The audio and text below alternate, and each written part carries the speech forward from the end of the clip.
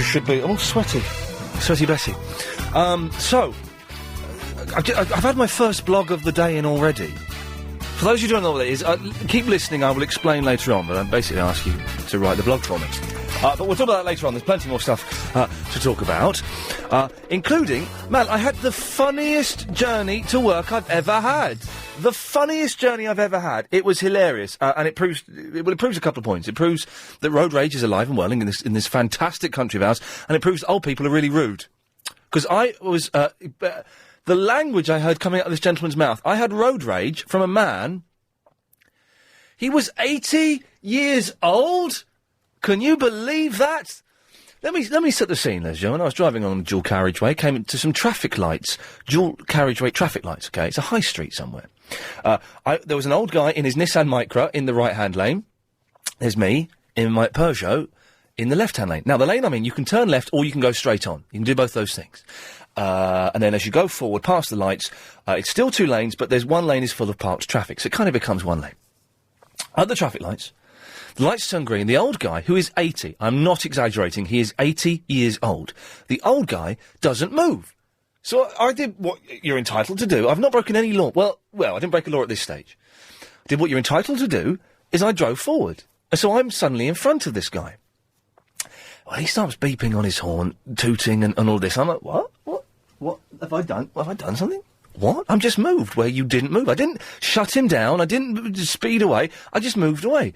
And then suddenly on this one lane, he's now beside me. And he's kind of nudging for attention. And I'm looking at him and I'm laughing. I'm going, what? And he is effing and blinding and the language coming out of his mouth.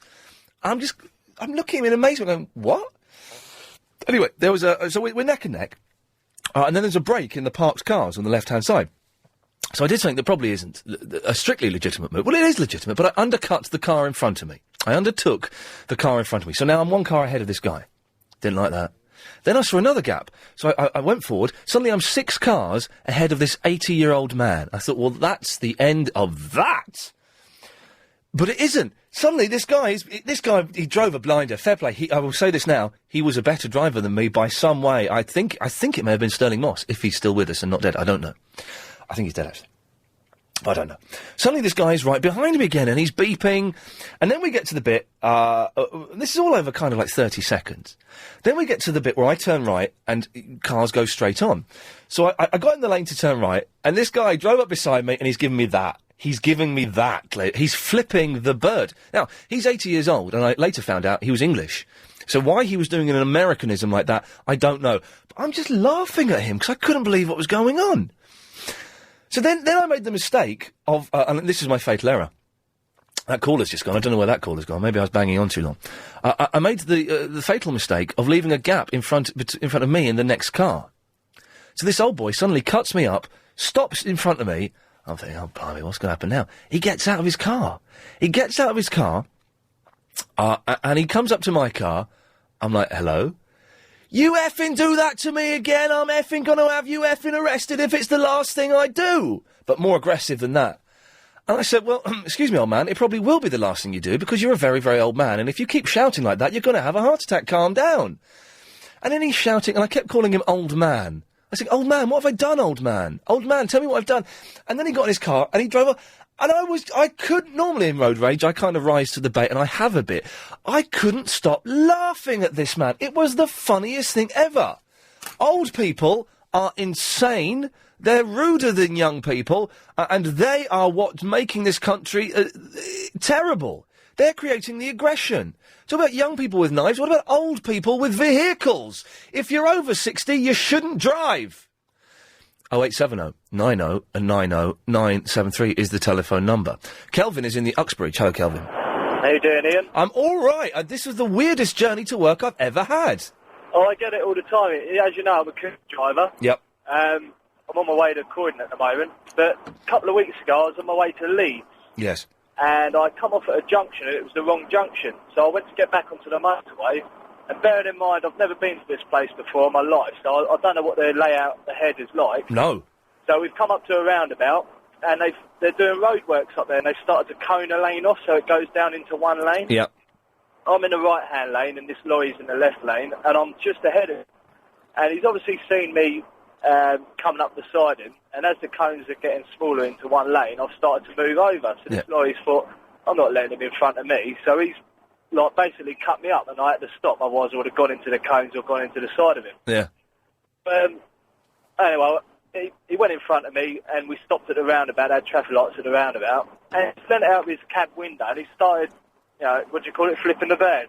Flipping the bird, yes, that's when one finger, the middle finger, is raised in an aggressive way. Yeah, he started doing that to me and shouting something out. And obviously, I've got my windows up, I can hear what he's saying. So I opened the door and leant out of the van. I said, what's up, mate? He said, oh, you bloody idiot, you shouldn't be on the road, you do this, you're doing that. I said, hold on a minute, mate. I said, I'm not from around here. I said, I didn't know what the layout of the road was like. No. He's like, oh, I'm not from round here either, but I can bloody well drive here like that. Called me saying else, got in his cab and drove off. Unbelievable. But then I had another one last week in Wembley. In Wembley? Same sort of thing. Wembley? Wembley. Where's Wembley? Wembley. It's a great big place in London and they call it Wembley. Wembley! The place ain't finished building yet. Yes. Anyway. It looks good though. The Wembley Stadium looks brilliant, doesn't it? It looks brilliant from the outside. Yeah, from the outside. Yeah. Anyway, different story. Yes. Coming up to a roundabout again, same situation, cone the lane off. But this time, I've gone in the lane, there's no traffic anywhere. All of a sudden I hear this car bibbing from behind as it's gone into a single lane. Looked in the wing mirror. There's a young black lady behind me. Oh, hang on a second. Okay. No, I'm just describing it. Just descriptive, okay. Or anything. No, but... she was flashing, bibbing her horn, and again, flipping the bird. So, what's her problem? So we stopped at a set of traffic lights further up, and she's leant out of her window. You bloody stupid, innit? You shouldn't be on the road, you bloody white van man. You stupid, ain't you? You don't know how to drive it. Well, Kevin, you've got... There's two strikes against you, but potentially you could be a bad driver. There is always that possibility. You could be a bad driver. And I don't want to make this into this isn't Talk Sport. Let's not make this into a show where we just tell our road rage incidences. My rant is more against the elderly, to be honest, than anything. If you're over 60, you shouldn't be allowed to drive. It's a fact, because this guy, he was a good driver, but he was too aggressive to be on the road. And I used to be aggressive when I was a young man. But I kind of learnt my lesson. Do you know, the other day I drove somewhere I didn't really want to go to, so that's partly why I took my time. But I was going on the motorway, and I drive, within the speed limit, but quite fast. I was driving at 50 miles an hour on the motorway, and it felt fantastic. I don't know, maybe, I don't know. Warren! Ian! I've tried not to belch. Go on, belch. No, the thing is I can't. Really loud. I can't make myself belch, I can't do it. Pretend I've got my arms around you and I'm squeezing tight. It doesn't make me belch. The only thing that makes me belch, and this is horrible, is if I put two fingers down my throat and waggle. That's bulimic. Well, no, I don't make myself puke. By the way, I can see two people calling. Just wait a second, because Chris is downstairs seeing some Koreans out of the building. Oh, right. Lovely. No, it's not bulimia. It's just that's the only way I can make myself belch. And when I used to drink beer and would get very gassy, I am unable to belch. It's a medical condition. I don't know what the technical term is, but it means I can't belch. So the only way I could release the gas of being boozed up was two fingers down the throat, have a little waggle. Or release it from the other end. That I can do at will. But you can't make yourself do that, like you can make yourself belch. I can make myself do that. No, you can't. Not from the other end. Yes, you can. It's impossible. It's not impossible. You cannot force things to happen and the other end. Okay, well, without this descending into toilet humour, yes, you can, and I can do that. I doubt it. Well, I can do that. I'm tempted to use the dump button again. Please. No, I'm not going to, but I can do that at will. Oh, that's how I got. I went out with the girl for many, many years, and the first thing that impressed her was the fact that I could do that. From the other end? I could cut one at will. And that was the first thing that impressed her, and I went out with her for years not on the strength of that, but that was the thing that made her go, wow, he's not such an idiot. He can do that. I can't help myself doing it. There we go. Well, that's it. Anyway, can I just say, I had a road rage problem. You've got to say it in 25 seconds. You've been so long about blow-offs that we haven't got much time now. Oh, can I come back then? No. Oh, okay, I'll be really quick. It was on my road, it's quite narrow, so what if there's cars parked either side, you can't get by. You can get one car by, but not two. 10 seconds. Oh, I'll have to come back. No, you won't. You're being too descriptive. No, Basics. Give me 5 words. Come on, tell the story in 5 words. And the car wouldn't let me by. There we go. Good lad. And the car wouldn't let me... Oh, 7. Travel news now. Here's Amanda Redmond. Well, on the M1 heading into town, I've got some good news. Just phone up with your road rage story. As Paul says, is this Mike's dick in? No, it's not. So just, maybe I've come at this the wrong angle. I was just trying to express my amusement at being sworn at, I suppose, is the key thing here, by an old man. And yes, he was 80, and that's not an exaggeration. Yes, he was a good driver. His Nissan Micra totally outdrove my Peugeot 205, as did he. But don't just phone up with road rage stories. I guess the important thing here is that old people shouldn't be allowed to drive. And maybe they shouldn't be allowed out. We've had this before, but this guy was so full of fury. What was wrong with him? Sophie is in the Barbican, of all places. Hello? Do you live there? No, I'm on my way home. Oh, those flats in the Barbican are weird. Have you seen them? Out and about, yes. What, the flats are out and about? Wembley! Wembley! It's a great big place in London and they call it Wembley. Do you know who that song's by? Shall I give you a clue? Okay. Okay, it's by this guy. Oh, it's Frank's World. No idea. Oh, it's Frank's World. Nope. Sorry. Oh, it's Frank's Sidebottom. World. Frank Sidebottom. Oh, right. Okay. Anyway, Sophie, what can I do for you? I was actually calling. I was just listening to the cab driver who was on his way to Croydon. Okay, I think he was a courier. Oh, was he? I think so. Oh, I must be going deaf. Anyway. Pardon? I'm on my way home and I'm going to pick up my mum. We're going to see Derek Okora.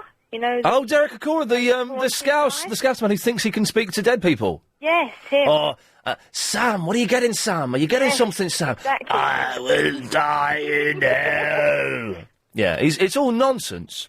Well, my mum doesn't think. In my opinion. Hey, speaking of that, I'm going to be on the Psychic Show possibly this week with Becky Walsh. She's going to do me. She's going to give me one. And they're going to record it. She's going to give you one? Yeah, I know, I saw her. This is why I saw her downstairs. She's going to give me one, a reading. A reading. A reading. Sorry, did I not make that clear? Yes. I was just chatting to her, not 30 minutes ago. I don't quite know. Have you ever had a reading done? I haven't, but I know somebody who has. What does it feel like? Does it feel, does it feel good? I have no idea. Okay. You just sit at a table with your hands upside down, really, isn't that all? Hands upside down, okay. Yeah, like, your palms up. Oh, palms up, okay. Well, I think that's as far as I know, that's happening. Somebody who you'll fall in love with and Oh, blimey. you'll be very rich and win the lottery. As far as I know, that's happening this Friday, and we'll probably go out on the Psychic Show this Friday, or maybe the week after. I don't quite know. They'd have to edit it because I'll be going, what? It's nonsense. I've told her I'm a non-believer. What a load of rubbish. Well, I have been honest with... Oh, no, she's there. Look, she's watching. That's spooky. See, that's spooky. How did that happen? She was stood behind me. I've told her that I'm kind of a non-believer, but I'm going to go in with an open mind. I'm not going to... I said to her, I'm not going to block your mind rays. I don't know if that's how if there are mind rays involved, I don't think so. If I don't know. But it's going to be an experience. I'm looking forward to it. And Becky's nice. Anyway, sorry, I've got off on a tangent, Sophie. So you're going to see Derek Okora? Yeah, and Yes. I did the AA route. Hang on, 1 second. Sorry, I just got to tell you this. Line 8, you're on the wireless. Tony? No, Tony's not here, I'm afraid. This is Are LBC. you there, Tony? No, Tony's not here.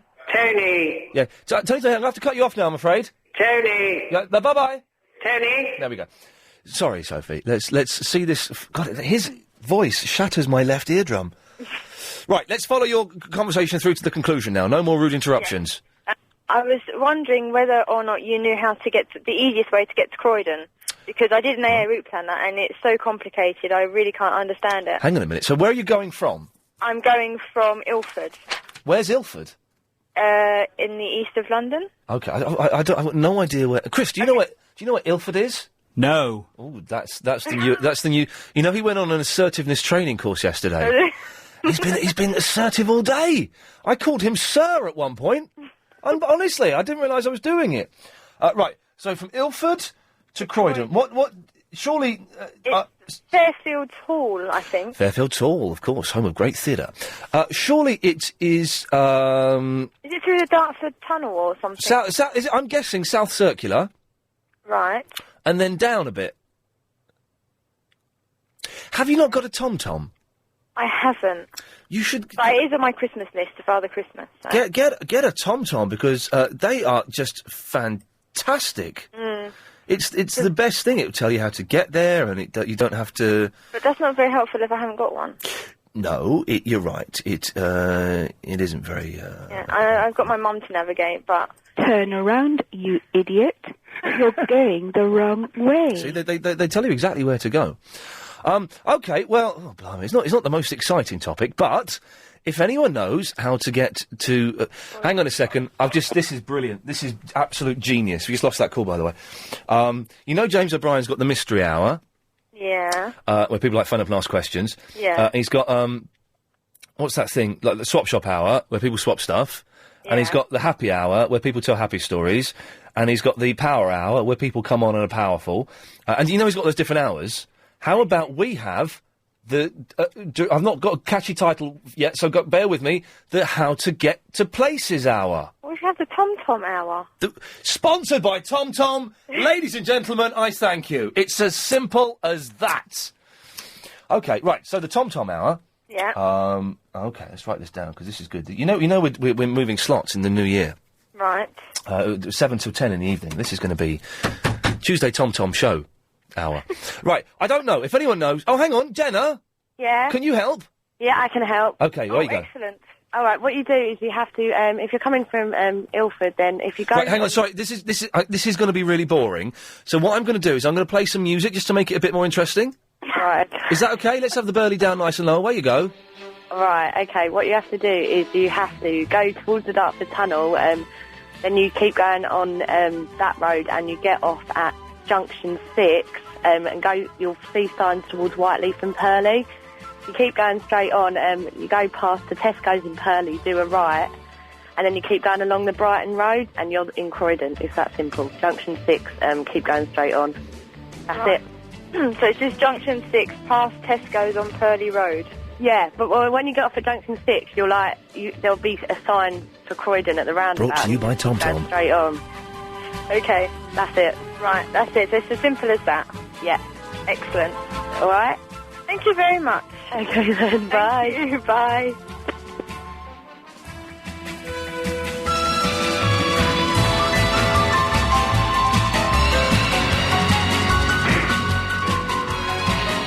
Hello?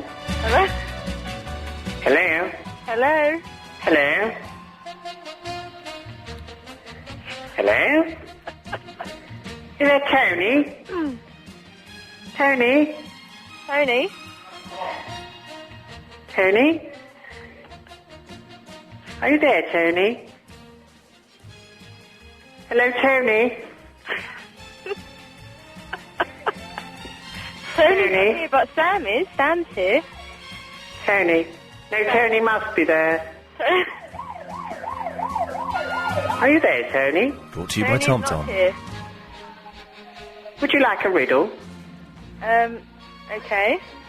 Riddle me this, riddle me that. Gary has an orange, and Steve has a bag of rice. What does Lee have? Tony? No, what does Lee have? A tom-tom.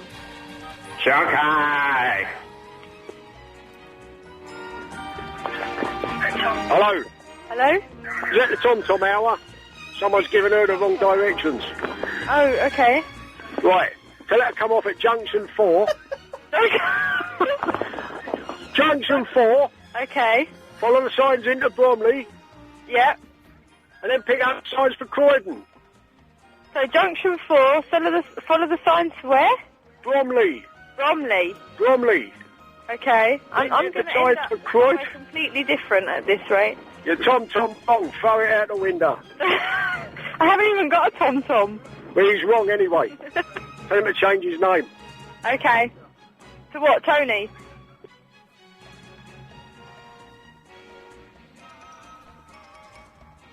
Wrigley kids.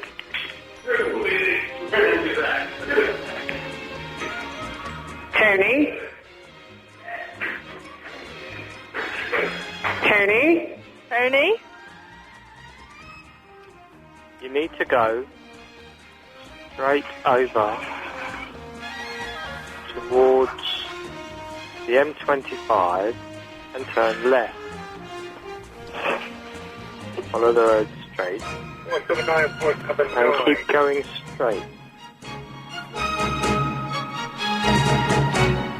Brought to you by TomTom. Now, for the first time as a married couple, Darren and Tim... Let's start speaking to TomTom's people. OK, 0870 9090 923. No more phone calls asking for directions to places, though. Not until we've got the, the finances and the backing sorted out. And don't phone up with road rage stories. Let's phone up and, I don't...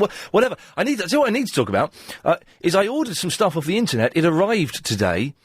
And it was the box was all battered and bashed. I'm not quite sure what the best thing to do about it is. So I could actually do with some proper consumer advice. It's turning into a proper show.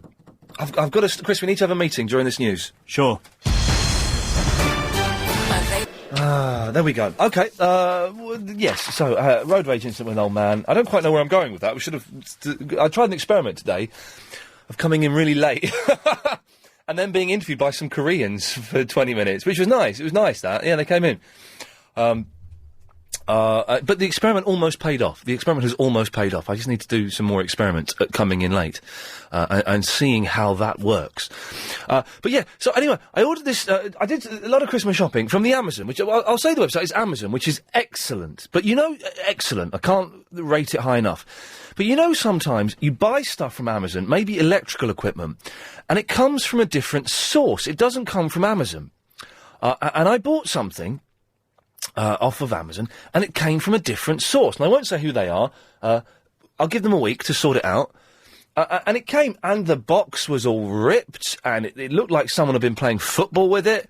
And for a moment, part of me, I got it, and part of me went, oh, well, that'll do. Yeah, that'll do. I'll wrap it up. It'll be fine. It's a Christmas present for someone. That'll be fine. And then I thought, actually, no, that will not do. This is not good enough. And I checked their email, and it said if there's any problems with the delivery, call us as soon as you get it. So I called them up. This is turning into a proper consumer show today, but you know what? Sometimes it has to be, doesn't it? I called them up, and I said, right, this has arrived, and the packaging is awful. It's the box is ripped, it's dented, it's more than dented, it's kind of smashed up. And the girl was like, right. I said, right, what are you going to do about it? Put you on hold for a minute. And she put me on hold for like a minute. Then she came back and she went, right, oh, hang on, put you on hold again. Hold again immediately. And then she came back and said, right, well, because we use an outside courier service, we can't guarantee that any replacement will be any better than that. I went, all right. Let's take the risk, shall we? Oh, all right then. What do you want to do? I said, well, I want you to replace this, you silly sausage. I was getting a little bit angry, but I managed to stay calm.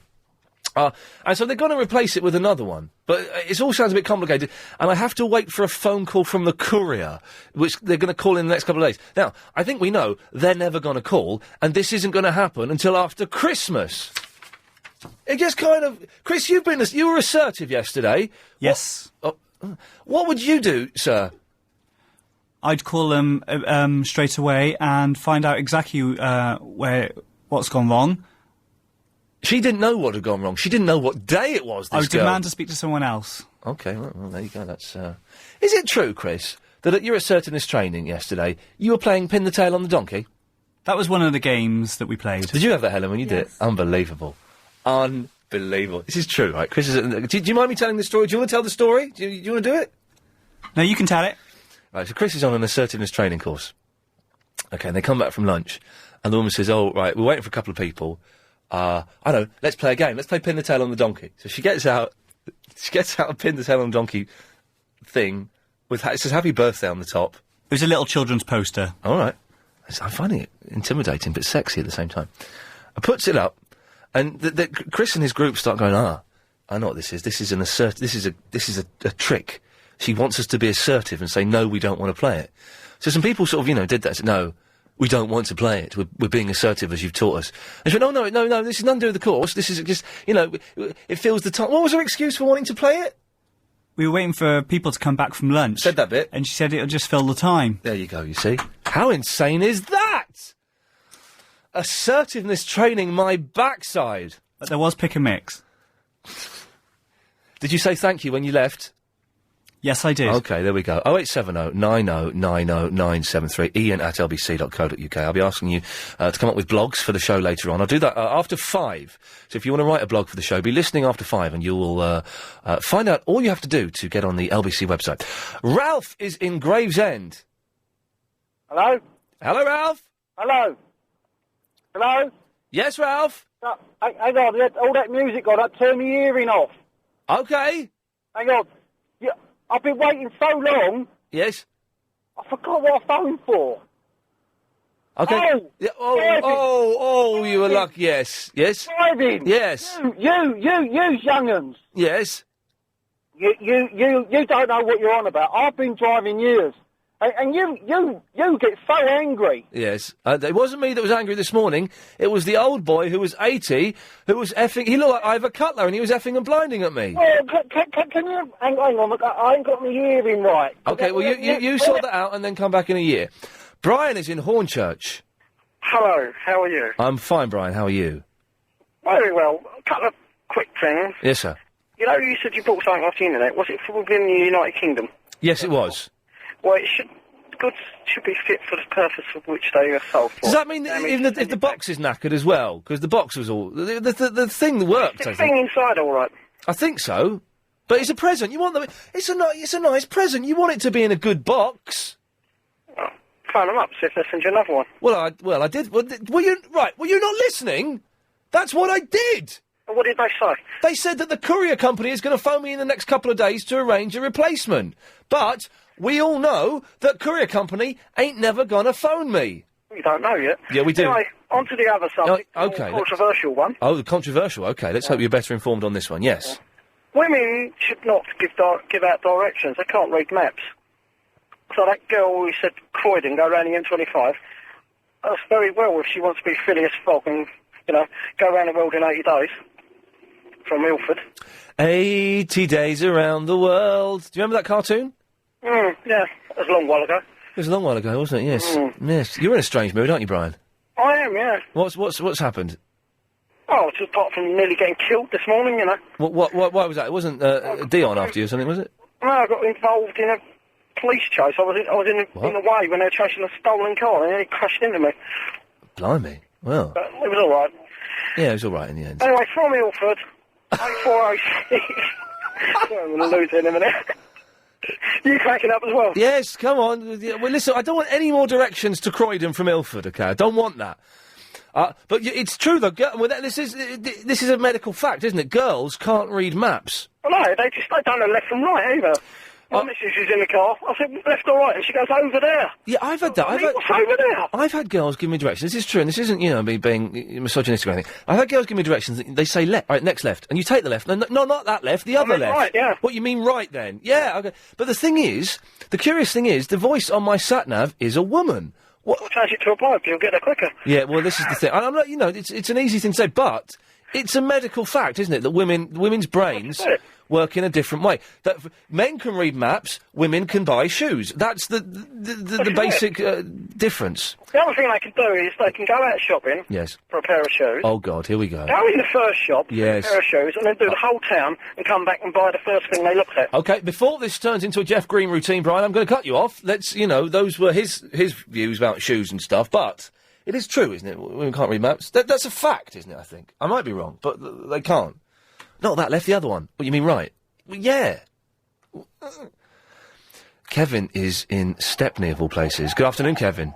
Hi, Ian. Hello, Kevin. Ian, I wanted to tell you about the silliest, weirdest sort of thing that I've ever done on I've just had a brilliant idea. I've just had a brilliant idea for a competition.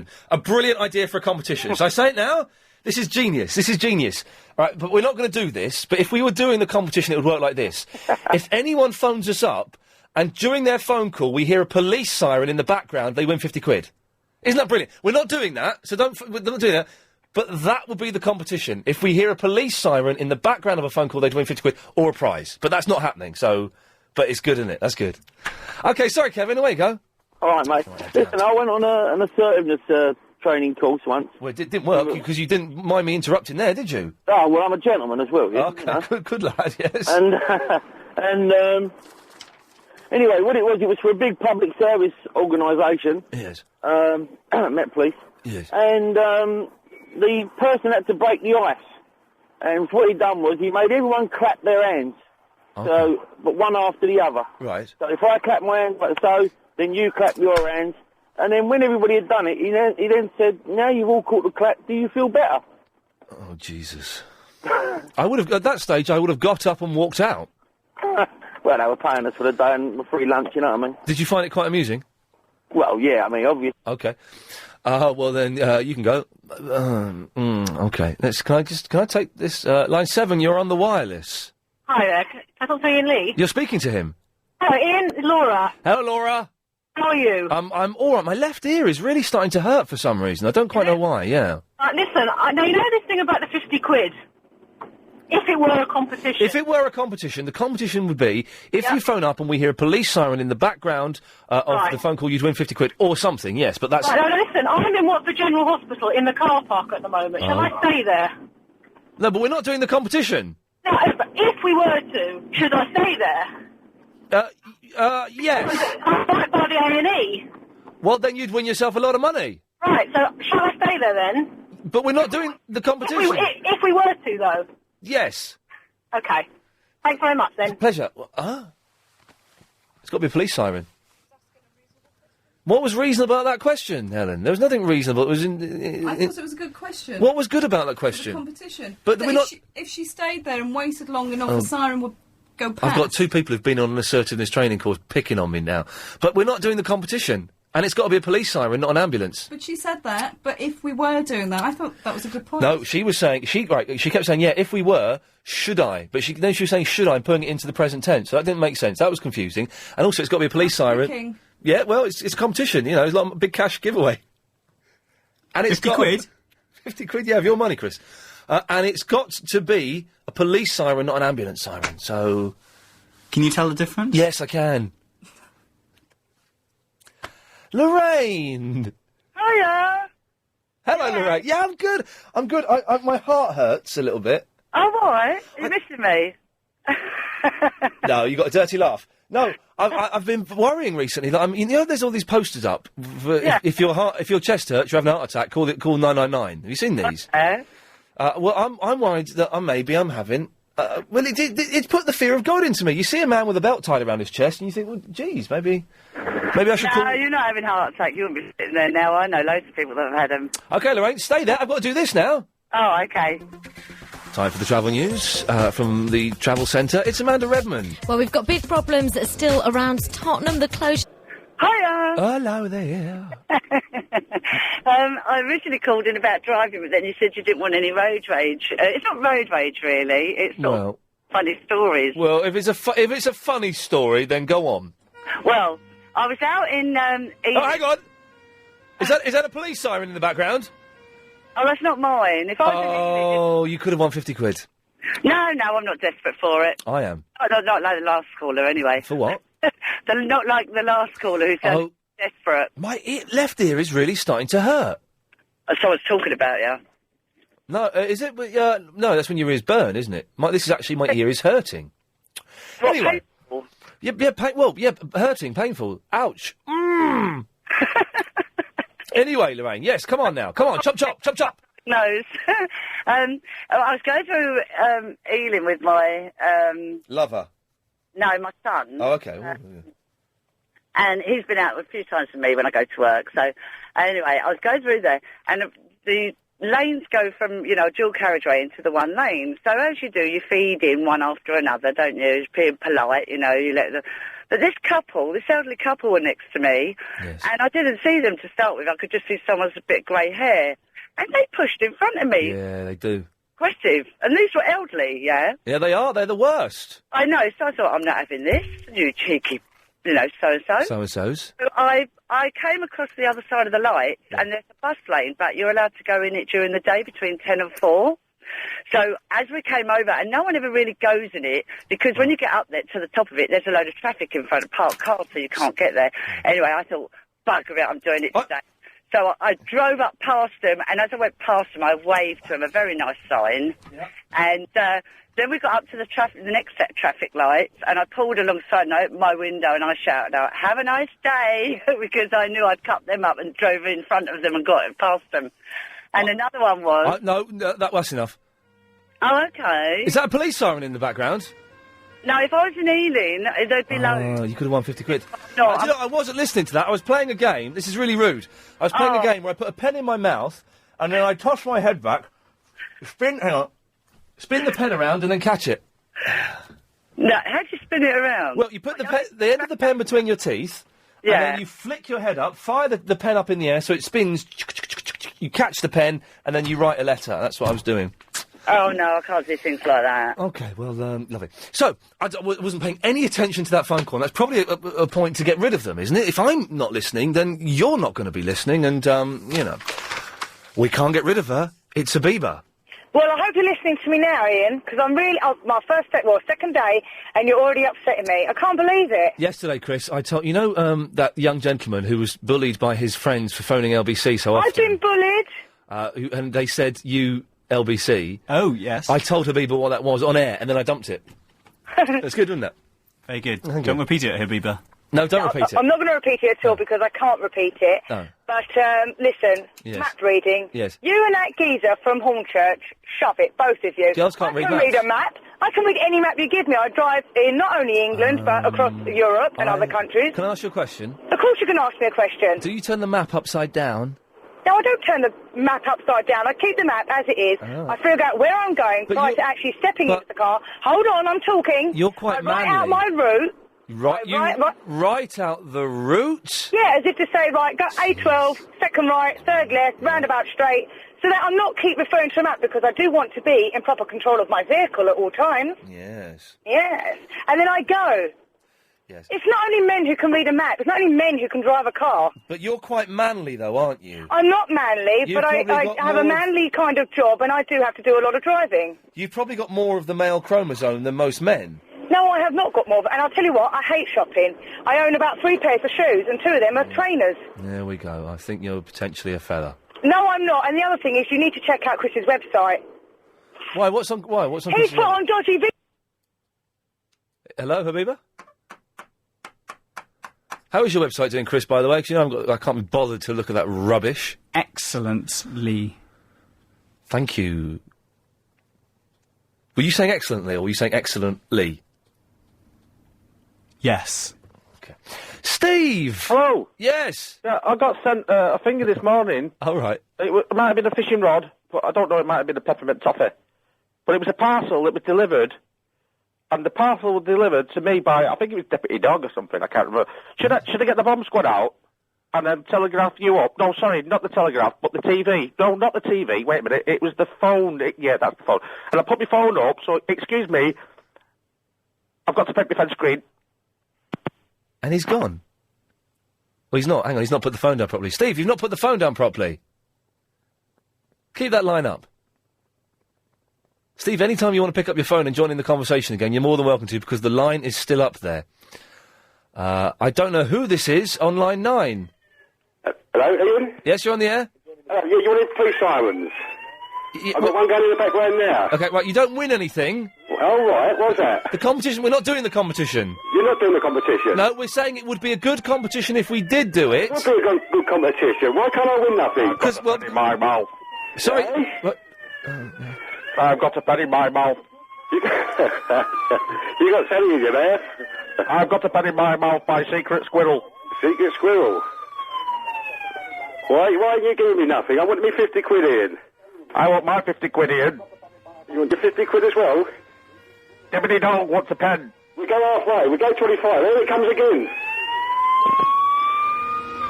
It's full of them round here. Well, you're going to pay me out here. Come on. Christmas. Hey? Oh, you ain't... You've not put the phone down yet, Ian. Come on, Ian. Pay up. Secret Squirrel, fishing rod. Pay up, pay up. Parcel delivered. I know where you live. It might have been a bomb. I know where you live. Get the bomb squad out. Nice real. Quick! Pencil! Again. Rod! Pencil! Rod!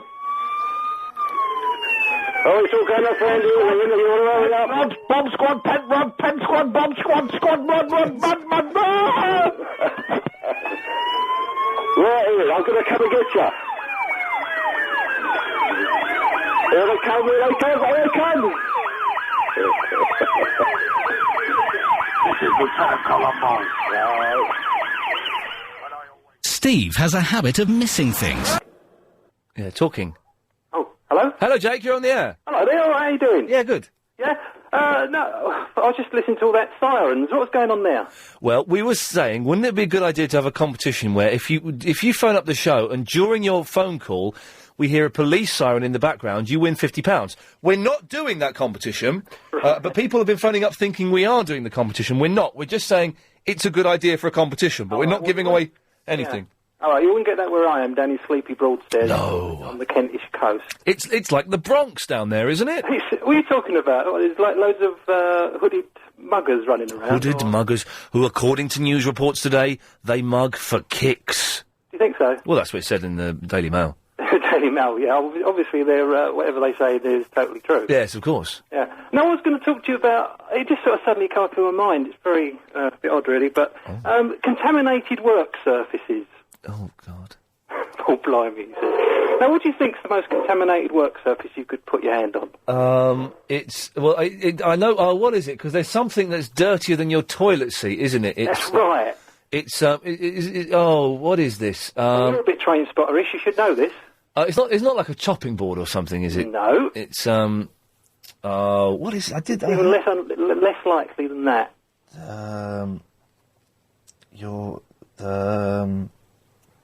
I know this. I remember hearing it. It's got more germs than your but I don't know. I'll give you a clue. Something to do with supermarkets.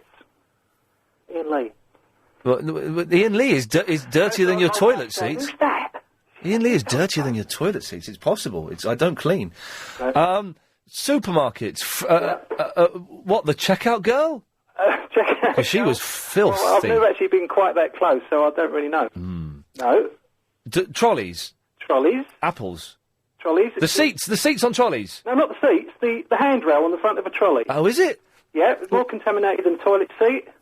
And because what happened is I went into this supermarket and you know when you sort of like those stupid bags and you can't quite open them? Yes. And you sort of lick your finger and try and open the things? Yes. Well, after reading that, I thought, I don't really fancy licking my finger anymore. No. After I don't fancy licking your finger anymore. From the bar, you know? Yeah. And I said to the girl behind the counter, I said, can you do that for me? Because of all the contamination. And she said, in our training, we're told not to do it because of the contamination. Oh, so they're told not to touch the stuff because of the contamination which you're trying to avoid, but it's everywhere. Exactly. So the thing is... Don't tell the punters. Jake, the thing is, though, if it doesn't kill you, it'll make you stronger, won't it? I used to eat mud when I was a kid. Yeah, mud, but all the germs off of thousands of people's hands all going onto this... Yeah, yes, okay, well, here you go. Go on the Dragon's Den, and you could come up with, like, a little antiseptic wipe that you could use to wipe the bars with. Oh, actually, now millions of people have listened to it. I'm going to be able to do that now, aren't I? Hang on, well, let's ask the man himself. I'm not investing in you, so I'm out. No, he says no. Sorry, Jake. All right. Good effort, though. Thank you. But toilets are clean because you clean them, like, every week, don't you? Alex. Hello. This competition you are not doing is unfair. Why? Because if, suppose I'm in Paris now, the police car is coming, I am calling Chris, he says, I call you back. Right. And I'm calling, he calls me back, but there is no police car anymore. Right. We're not doing the competition, and the thing is... And if a police car is coming by, it is a coincidence. That's what it's... Was that a police car, then? It's a police car, yes, coming by. Yeah. But you're not doing the competition. No, we're not, and it's meant to be a coincidence anyway. I've got to go. Oh, dear. On FM. On the... Island of the Stream. That's called what we are. 0870 90 90 973. So far, it's been an odd show today, but can I get stress? We've had so many people calling in during the news. We're not playing the siren game. So, if you're near where there is a police siren going off, do not call us. You will not win £50. We're just saying it's a good idea for a game. We're not playing that game. So, let's put a stop to that. OK. What have we mentioned so far? Well, old people are very, very aggressive. The guy that swore at me today, and he did two things that were disappointing. Very, very amusing, but disappointing. Firstly, this 80-year-old man got out of his car and swore, never get out of your car. However angry you are, don't get out of your car. Oh, there we go. That's a little... We could have that as like a little motto. However angry you... I can't say it. Hang on. Chris, can you do it for me? However angry you are, don't get out of your car. There we go. That's good. That's good. We'll have that. That's like a little peaceful thought. Shouldn't have got out of his car. It was effing and blinding. But what upset me more was he was flipping the bird. He was giving the one finger. That's an Americanism. I nearly made a reference about fighting in the war to him, but I didn't. I couldn't quite think of one quickly enough. Getting stuff off the internet that's all arrived all damaged and not good. They've got a week to sort it out before I start dissing them live on London's LBC 97.3. Yeah, that works. It did work once. What did I get sorted out? Because I said, it was my curtains. When my curtains were really, really late. John Lewis, who I'm now excellent friends with. Every time I order things from John Lewis, now as a result of that incident, it gets rushed through. It's brilliant. They mark it. It must be done immediately. Which is great. What else was there? There was something else. Oh, it'll come to me. 0870 9090973. As with always on these shows. Anything you want to say is probably valid as well. Oh, yeah, women can't read maps. Tracy is in Staines. Hello, I'm not Ian, actually. I'm on my way to Shepperton. You're not Ian? No, I said I'm not in Staines. I'm on my way to Shepperton. Can we play back what Tracy just said? Is that... You said I'm not Ian. Well, it was a pause in between. There was a comma in there. There was no comma. Not Ian. Hang on. I'm on my way to Shepperton. I'm not Ian, actually. I'm on my way to Shepperton. Here we go. Tracy is in Staines. Have a listen. Hello, I'm not Ian, actually. I'm on my way There we to go. Shepperton. I'm not... All right. There was no pause. Okay. So, sorry to pick on you, but I'm... Oh, yeah, women can't don't read worry, maps. Ian, I can take Tracy it. is in Staines. Anyway... Hello, I'm not Ian, actually. I'm on my way to Shepperton. I'm not Ian, actually, yeah. Anyway, Ian... Yes, Tracy. We've established I'm not you. Yes, we have. We've established that. I was just thinking you were talking about road rage, etc., and I thought of an incident the other day. Oh. I was actually on my way to Shepperton. It's not road rage. It wasn't what I was going to talk about. Okay. Because I don't want people phoning. I don't want people phoning in with their road rage stories. No, it's not. Because this isn't Talk Sports. It's not. Well, if it is, I'm going to cut you off. Well, you can, but it's not. But if it is, if this is a road rage story, Ian, Tracy, I'm going to cut you off. Yes, Tracy, and anyway, yes. It was a fast response vehicle. Tracy can be a boy's name. That's freaky, isn't it? Seriously, Tracy. And Ian can't be a girl's name. Ian shouldn't really be a boy's name. Any name that comprises 75% vowels and 100% soft letters should not be a name. Absolutely. Okay, carry on. Fast response car, one of the unmarked ones, and he had one of those lights that you can stick on the roof, like a Starsky and Hutch. Starsky and Hutch style. And I thought that was really cool, and I'm not sure whether it's fire or whether it's actually police response. If it's blue, it's police. If it's red, it's fire. Oh, right, okay. I think. Well, I just thought it was really cool. The other thing... Well, hang on, that's the story? Oh, yeah, I just would like... When you're stuck in traffic, it'd be great to have one of the lights that you can stick on top of your car. That's not a story. Well, it's half the story. The other thing is, why do cyclists always go through red lights? There's a red light traffic light. We're all cute, and you get Mr. Man with his cycling. Right, okay. We've got to be careful, okay?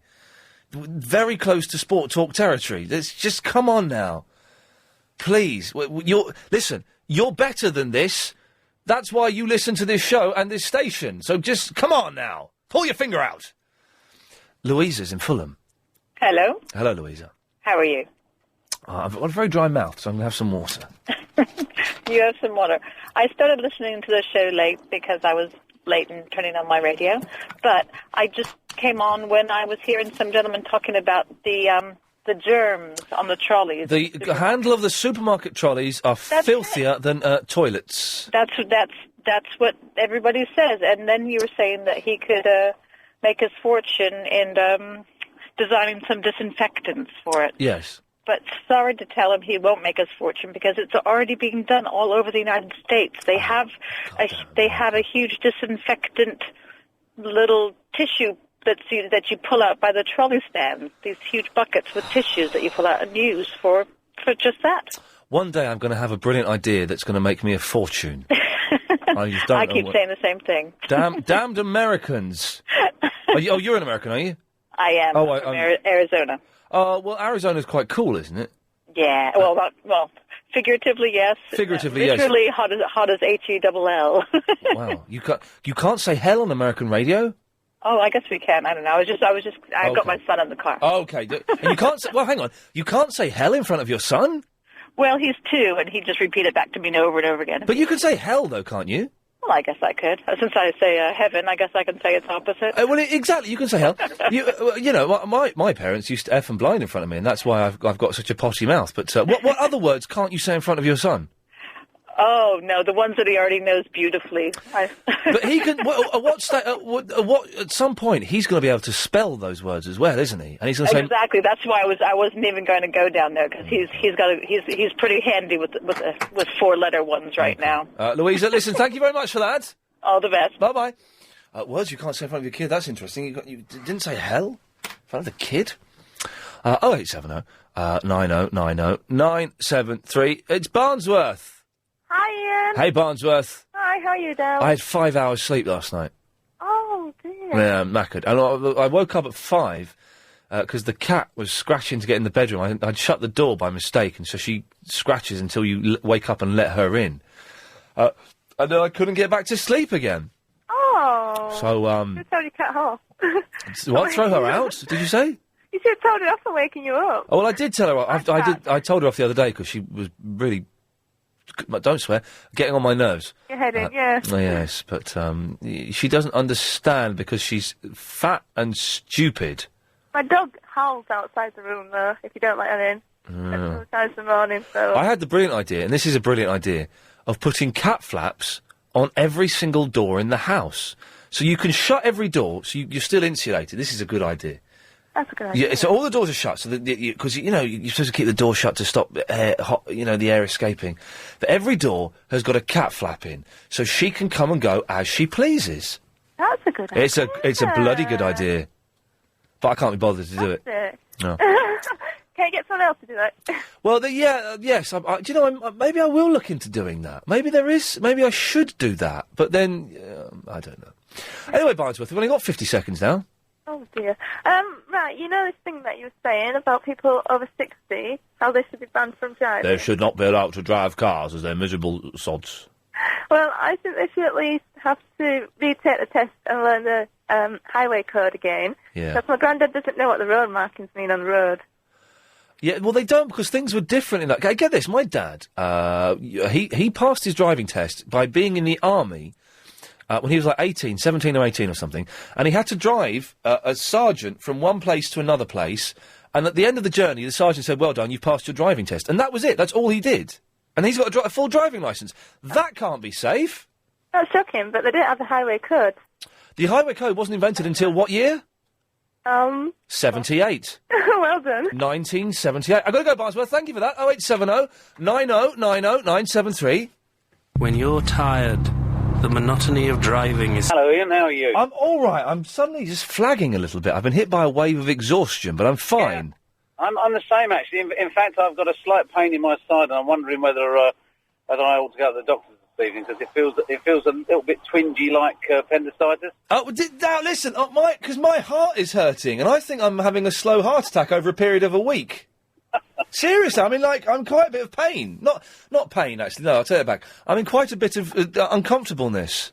Well, can I tell you the reason I'm sorry to hear that, and I wish you better. And I wish you better as well, Stephen. The reason I rang was I was 50 this year. I celebrated my 50th birthday. You have my commiserations. Thank you. And I'm of the opinion that as you get older, and this is referring to your old man incident, in fact, it's not road ragey, and I think what it is that as you get older, your tolerance levels reduce, and you get into a kind of Victor Meldrew sort of situation. Let's just say the language this man was using would not be allowed on Victor Meldrew's show, I tell you that. No, but what I'm saying is that I've noted, and you're right, he shouldn't have sworn at you, that's wrong. Yeah, very and, naughty. and I drive for a living, so obviously I've had incidents over the years where people have sworn and shouted for no apparent reason because they think that you've cut them up or something like that. But generally speaking, over the last few years, I've noticed my wife has often called me Victor Meldrew because she's noticed that I've my patience has lessened where I used to be very patient with different things. And the tolerance levels definitely as you get older, and I think there's a sort of don't care attitude that develops as well. I couldn't believe though this dude got out of his car. Now, surely in today's society, he was lucky he didn't get knifed or something, wasn't he? Well, you're absolutely right there. Yeah, definitely. That he was lucky that all he got from me was me just laughing at him and saying, "Come on, old man, what have I done?" And I was just laughing at him. But if it had been someone else, if he got the wrong person, he could have, if I could have got out and given him a kicking or something. But if he was an ex-soldier or an ex-army man or maybe someone who'd boxed or something like that, pretty confident in himself, even though he was 80, he might be reasonably fit. He might, and the anger would take over anyway, wouldn't it? Sometimes we do things that hey, listen, we regret. All right, listen. Even if he's an ex-soldier or an ex-boxer, and I'm a wimp, I could still take down an 80-year-old man with one punch. One punch would have knocked him flying. His teeth flying, at the very least. The thing you said about him getting excited and having a heart attack, I mean, that's more worrying, isn't it? That it's not a good thing for somebody to do that at that age. Can I just say one quick thing about the other problem you had with the item that you bought online? I bought a thing off online. It got sent, and the box is all smashed to pieces. Yeah, I just wanted to relate this very quickly. About a month ago, I bought a new mobile phone, and I wanted one of those cable connectors that connects it to the PC so that I can look at pictures. Yeah, there's a little cable. Lucky Pictures, yes. Yeah, a little USB cable. I bought one online Lucky from the Pics. same company you mentioned. Yes. Chris asked me not to mention them. No. And it arrived within about 3 days, and I opened it. It looked to me as if it was second-hand. It came from another company, a third-party company. Yeah. It wouldn't work. It was patently the wrong item, even though it had been advertised as such. So I immediately packed it back in the bag, sent it back to the company, heard nothing for a month. Nothing at all for a month. This is a Christmas present I've got here. I'm screwed. But what I did was I rang the origination company that you mentioned earlier, the name begins with A. Yes.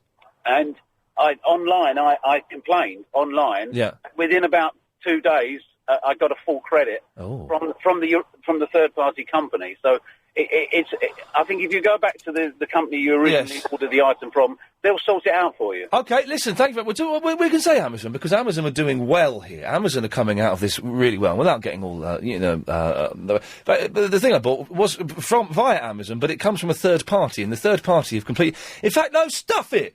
I'm going to get in touch with Amazon tonight, and I'm going to complain about this third-party company. I'm not waiting 2 days for the delivery people to call me up and arrange another delivery. I'm getting in touch with Amazon. This is being sorted out tonight. Thanks very much. Laura. Hiya. Hey, Laura. I was just calling about your whole female not being able to read a map. Well, it's not me. That's just a fact. It's a medical fact. It's not true because I'm very capable of reading a map. Go on then. What do you mean, go on? Prove it. Well, I haven't got a map in front of me. Well, there's a coincidence, isn't it? Well, no, but there's... You phoned up to say you can read maps, but you haven't got one there. But I'm not in the car. So you haven't got to be in a car to read a map? Well, I do usually. Do you turn it upside down? No. No, I don't believe you. I really don't. You do a bit, don't you? I promise you I don't. Do you get confused over your lefts and rights? Well, I'm dyslexic, so yes, I do that. Oh, no, But, dyslexic Ian, or a woman, come on. No, but I don't, when I'm reading it, I'm fine. And I know exactly where I'm going. Well, unless, we go for a drive one day, which isn't going to happen, I have no way of disputing what you say. Apart from the fact, it's my experience is, and this is, this isn't some misogynistic rant, it's just a medical fact. Girls cannot read maps, in my experience. Well, but maybe it was older women, was older generation who can't, because younger generation. No, it wasn't older women. I'm not so sure. It was younger women, not younger. It was women, my peers. I don't know. Well, I tell you what, my boyfriend, he can't read a map. Cannot read a map. We don't need maps anymore anyway. Just let's all get Tom-Toms. I've got Tom-Toms. Oh, So hang on, so you don't read maps. When you say read a map, you mean you have a colour screen in front of you with an arrow pointing the way to go. The thing is, That's not map reading. I was fed up of pulling over and looking in a map to see where to go next. I was much happier just sort of, putting the TomTom on. Hang on. So hang on. So when you read a map, it's becoming clear now. When you read a map, you'd read a bit, pull over, read a bit more, then pull off, pull over, read a bit more. You couldn't do the whole journey in one go. You couldn't read the map with it on your lap. No, I usually... It's dangerous, because you can get in trouble with with the map across the steering wheel, and, it's a bit pathetic, and I want to get... I want to go where I'm going. Okay, so you couldn't do it with it on your lap. I do it on my lap. So you break the law, then? I used to. It's against the law? I admit I did, but then so is anyone else who's, holding the steering with one hand. Does your TomTom send you the wrong way up one-way street sometimes? Yes, I did, because I go to university in Nottingham. Yeah. And the first time I ever went there to go see my boyfriend, there's trams in Nottingham. Oh! And I ended up going down it. I didn't think anything of it.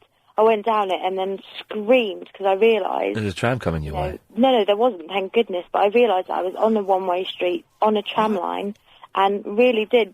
I screamed and screamed, obscenities sort of flying everywhere, until I'd got down to the bottom of the road and turned onto a normal road again. My TomTom muffed up in Nottingham. It kept sending me... I was trying to come back. I'd been to Nottingham Rock City, of all places. Oh, wow. Yeah, that's right. Not my kind of place, to be honest with you. I was trying to get home, and it kept sending me down the street. Then it said, right, turn back the way you came. So I turned back, and then I drive like half a mile, and it said, no, turn back the way you came. And it just kept sending me ping-pong up and down this road. I'll tell you why, because in Nottingham they've changed. I've only been there, I'm in my second year now. Yeah. But they've changed all the road systems. It's all one way, and the cab drivers constantly tell you that there's... The TomTom always tries to send me up Camden High Street the wrong way as well. I don't quite know what to do. Oh, I get fed up with my TomTom because I've only had it since September, but it constantly takes ages to find reception. Yeah, it does. It takes about... I heard Clive Ball talking about this. It takes about 50... Chris, can we stop the whole TomTom sponsorship idea? I don't want to be sponsored by those anymore. Okay. Lovely, thank you. I'm sorry if you made any calls during the last hour. No, but they are good because, they do end up helping you. They do help. I mean, I put it on just to... I know where I'm going when I'm going from London to Nottingham. They do. I put it on to see how much longer I'm going to be sitting in the car for. Chris, can we... Sorry, scratch that last idea. Can we still get that thing sponsored by TomTom? Thank you. Can you, but very quickly, because the congestion charge is changing, do I just plug my TomTom into my computer and it'll update it? You should be able to. Okay, that you don't know, do you? Well, that's the other thing, because I'm going up on the M1 and then it does the little, speed camera beep, beep, beep, beep thing. And it says 40 miles an hour, and you're on the motorway, you're going 70, and I sort of think, do I slow down? Do I slow down? There's nothing there, but... Laura, always slow down if it's an option, surely. If you've just missed that bit of Iain Lee, you can... Let's not turn this into a rant that women can't read maps. Women can't read maps, it's a fact. So let's just, let's all just calm down a little bit and accept it as a scientific fact. It's just, because of the number of chromosomes in your head or something. It messes it all up. So, give us a call about pretty much anything you want. 0870 90 90 973. iain@lbc.co.uk. More of your calls after the latest news.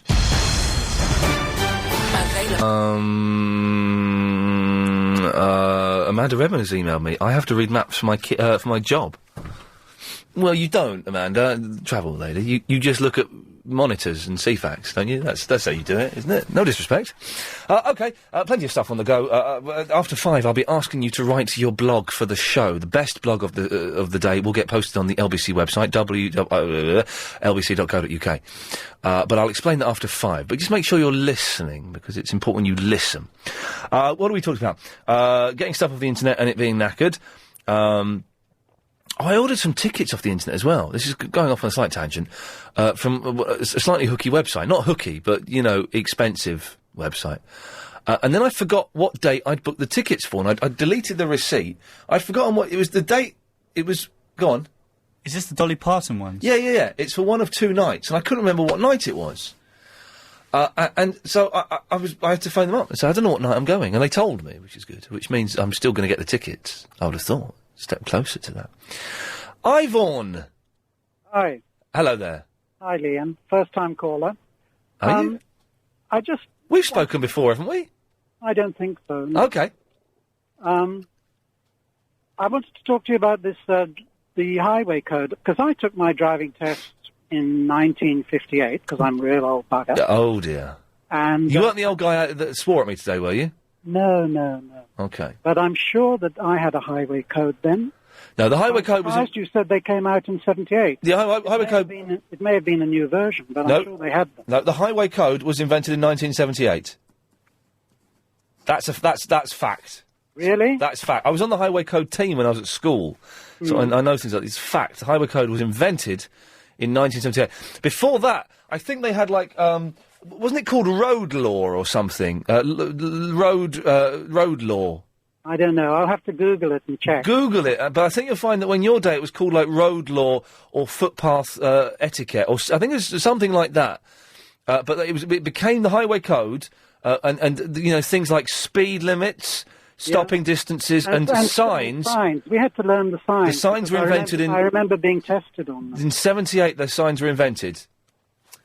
No. Okay. 1878. Okay, thanks for that, Ivan. What a load of old nonsense he was talking. 1878, they invented stopping distances and road signs? I don't think so. Mary! Hello. Do you know the song by The Who, Mary Ann with the shaky hand? No. What they've done to a man, those shaky hands. No. What I want to say to you is, wiser the man that is older than thou. What? Wiser the man that is older than thou. I don't get that. Well, older people are a bit more wiser, Well, aren't no, not necessarily, no. they? So you don't seem to have much, I don't think... older people. Or I don't think, Mary, that it goes, that it's a definite. I think that older people... no, I don't think that older people are necessarily wiser than younger people. Au contraire, I think it can be the other way around. Contrary, 1 minute. Now, of all the men you said to stop driving at the age of 60, we'll have half the black cabs off London, wouldn't we? Most black cab drivers are in their 40s, aren't they, I think? Nah, they're about 16, 17. I've never seen a 70-year-old black cabbie. Well, I have. Well, maybe you're a bit... Because they're allowed to buy their own cab after about 10 years working with... Don't start talking about black cab drivers, because they're all going to phone up and start having a go at me. And a name like Lee, I thought you would respect your elders. What? With a name like... One respects the elders, Lee. With a name like Lee? What's that got to do with it? Well, it could be either Chinese, like Bruce Lee, or it could be Romany. Do you think I'm a Chinese gypsy? No, it's either Lees, I know. You've got Chinese Lees, and you've got Oriental Lees, and you've got the Romany Lees, haven't you? Yeah. Like Gypsy Rose Lee. Yeah. Suppose I told you Lee wasn't my real surname. Would that blow your mind? Yes, it would. Well, your mind's just been blown, huh? But listen, Mary. The thing about respecting your elders, yes, if they deserve... You don't just respect someone because they are old. I did not respect that man today, and he was very old. But he was also very rude, and he was an arrogant idiot. I respect people of any ages that deserve respect. You don't just earn respect because you are old, and you don't become wise just because you're old. This guy wasn't wise. If he'd been wise, he'd have just let the thing, whatever it is that didn't happen that angered him, he would just let it wash over him and disappear into the cosmos. Yeah, I suppose he would. Coming out with a sign like that, which he did. Sticking his middle finger up at me? Yes. That's not a sign of wisdom. That's a sign of inarticulacy, of idiocy, of stupidity, of aggression. The man was obviously very scared and lonely, and so he decided to exact his anger on me. He chose to take everything that's wrong with his life, he chose to take it out on me. Oh. Well, I do like old people sometimes, you know. So do I. I like a lot of wisdom from the old, you know. I like but Mary, you don't. You don't. I know what you mean, but you don't know what I mean. You're not listening to me. You're not listening to me. I like some old people. I hate some old people. I like some young people. I hate some young people. You just listen. This is really important. You get this. Just because someone is old, it doesn't mean they're wise. It doesn't mean they're wise. All it means is they've lived a long time. They're going decrepit the way you're talking. No, all I'm saying is, because they're old, it doesn't mean they're wise. It just means they've lived a long time. People can live for 90 years and not know anything. They can know nothing. They can know a few facts and a few dates, but in terms of wisdom, true wisdom, they know nothing. And this guy today knew nothing. Right, okay. Have you listened to me? Yes, I listen all the time. Okay, well then you will become wise. Listen is to learn, isn't it? Say that again. To listen is to learn. No, it's not. And learn is to listen. No, it's not. It's not. No, it's not. No, it's not. That doesn't mean anything. Yes, it does. To listen and to think about things and to analyse and deconstruct and then reconstruct, that's to learn. But anyone can I listen to Chris every day, my producer. I've learnt nothing about him because I don't take in anything that he says. Oh. He seems a nice enough chap. He's not. He's evil personified. Aren't you, Chris? He's Welsh. Yes. Oh, Welsh. It's nothing to do with the fact he's Welsh. He's just Yeah. pure evil. Well, he sounds a very nice He chap. sounds a nice boy, but really... He does. Nazis aren't a religion, are they? Nazis, it's not a religion, is it? Well, no way. No, it's a fascist political movement. I'm just confused by James O'Brien's trailer where he talks about Muslims, Christians, Buddhists. They're Nazis, but they're not a religion, so it doesn't... The comparison is a nonsense. Buddhist? Oh, I was a Buddhist. You don't... Well, you've just proved that you don't listen. I used to be a Buddhist, NKT, Danuka Dampa, You've just proved twice that you don't listen. and I was a Christian. I am a Christian. I'm back to There you go. You've just proved 3 times that you don't listen. Why, well... That's a hat-trick. You've just scored a hat-trick in the not listening stakes. All right, then. At least I scored something. You don't want to learn and you don't want to ask. Listen to the old man No, then when you don't. got out the car. Don't want to ask. You don't want to ask. You don't want to learn. You don't want to. You don't want to develop, Mary, and become a better person. You must be joking. I'm the most spiritual person about. But then, how come you're not listening to me and you're not asking what it was that you got wrong? You said something that was completely wrong and was not what I said at all. And I've pointed it out to you, and you've not asked me to highlight. What did you say then? You were saying something about wisdom. When you're old, you don't gain wisdom, but when doesn't necessarily make you wise. When you're old, you don't gain wisdom. It doesn't. Yeah, it doesn't mean to say that you're wiser. It doesn't mean to say that you're wiser. But I was talking about Buddhists, Christians, Muslims, and Now Nazis. you're changing the tune again. No, I'm not changing my tune. We were having a conversation about James O'Brien's trailer, where he talks. Where he talks about religions, and he states, mentions Christianity, Islam, and Buddhism, and then he says Nazis, but Nazism isn't a religion, it's a fascist political movement. It is, yeah. It's not a religion. Of course it's not. Buddhism is. Yeah, yes it is. I didn't say it wasn't. Oh, I see. Okay.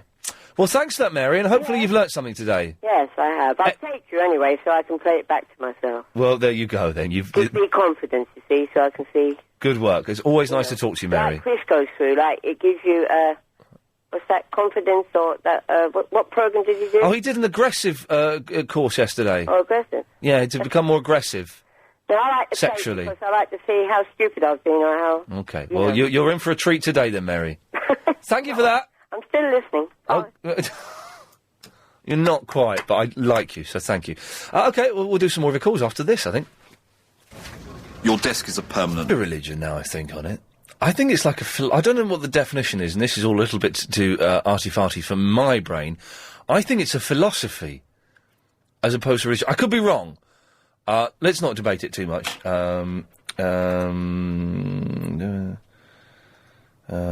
Okay, well, maybe. Okay. Rena! Hi, Hey, Rena.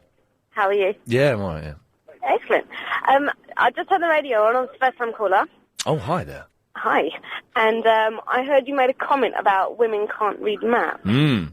So if we can't read maps, at least we've got the decency to stop and ask for directions, which is obviously guys don't do. We don't need to, because we can read maps, and we have an internal navigation system that will get us there at some point. All right. So what if you didn't have a map and your navigation system crashed? I got. Do you know? I got. No, I'm talking about my internal navigation system. Okay. What if your internal navigation system crashed? It doesn't. Last night I got lost. Last night I got deliciously and delightfully lost, and it was fantastic because I was listening to a programme on the radio about Barry Manilow, which was good. Okay. I didn't know where I was. I didn't know how to get home, but I knew I would be able to work it out, and I did, and it was fantastic. So would you ever stop and ask for directions?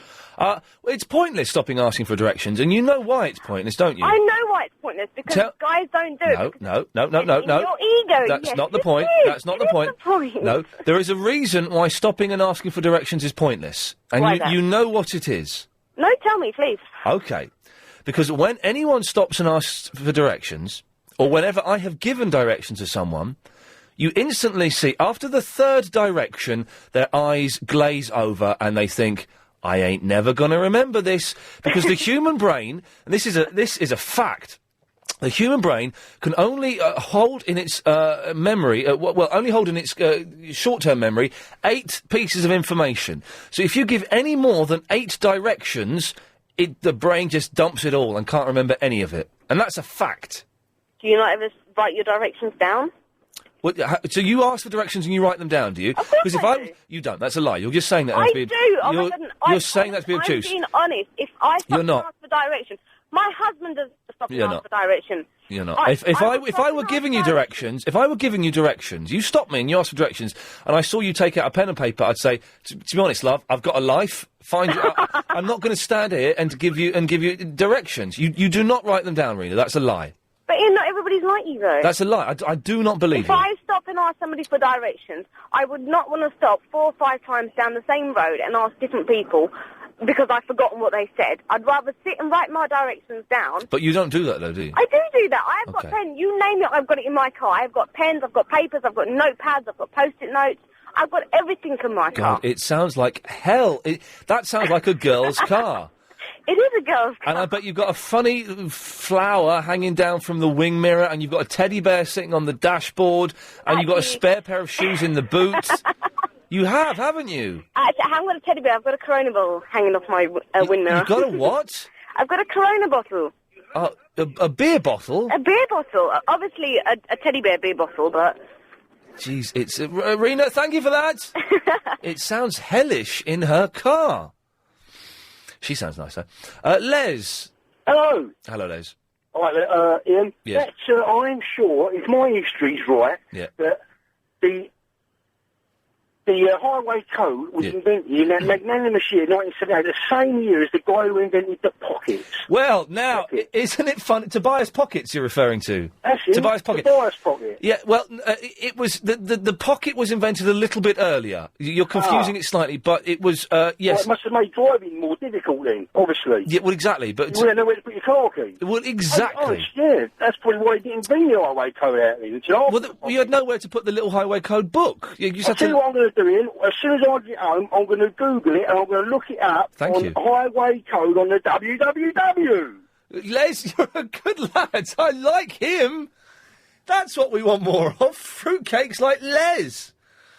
0870 9090 973 is the phone number. Now we're picking up, finally, at 10 minutes to 5. The show's it's taken us an hour and 50 minutes to get here, but we're cooking with gas. Steve is in Dorking.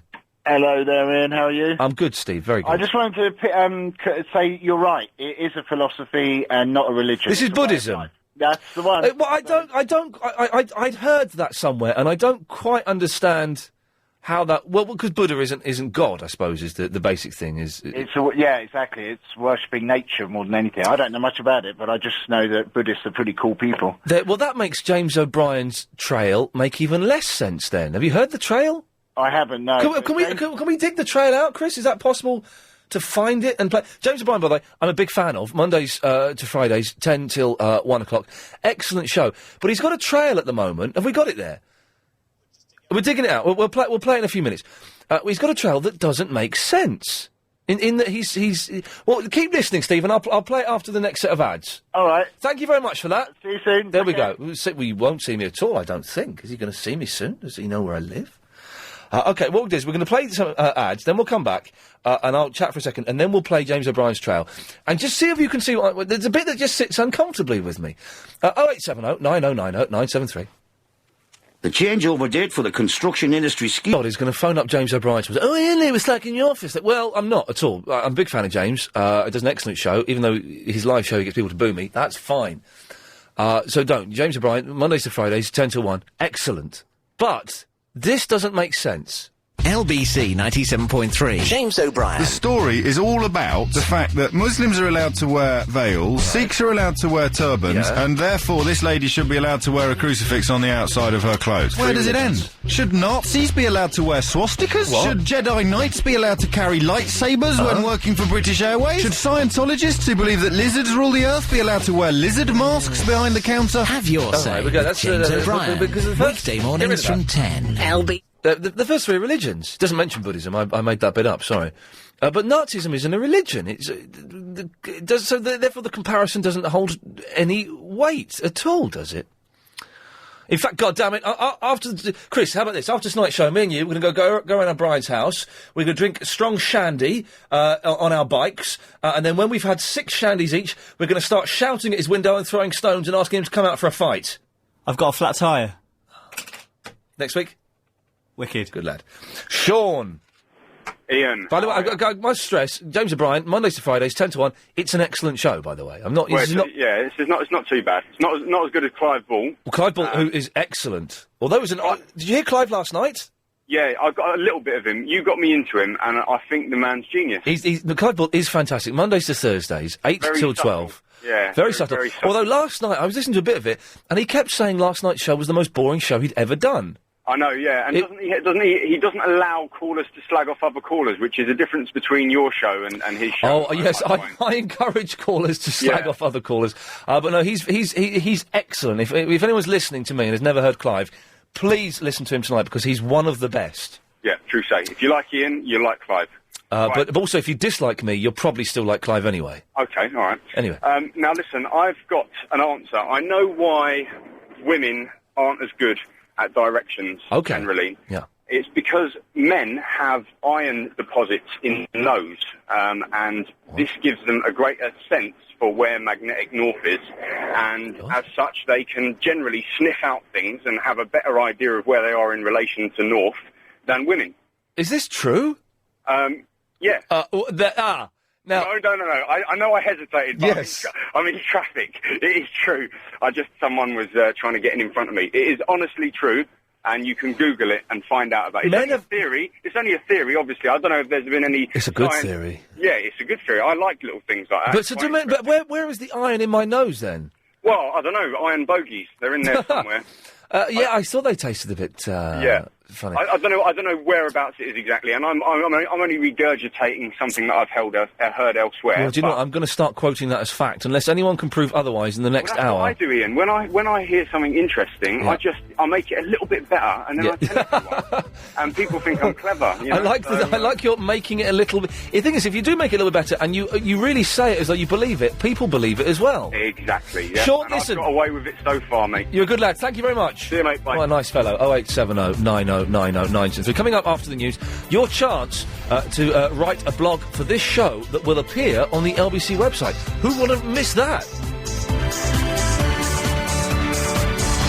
If you've been listening to the show the last couple of days, you will know there's a new thing that we're asking you to do. If you go to the LBC website, which is... the www.lbc.co.uk, and go to presenter blogs, at the end of every show, the presenters have to write a blog, a little summary of the show. A few paragraphs. Clive Ball, I think, does a word. He does one word.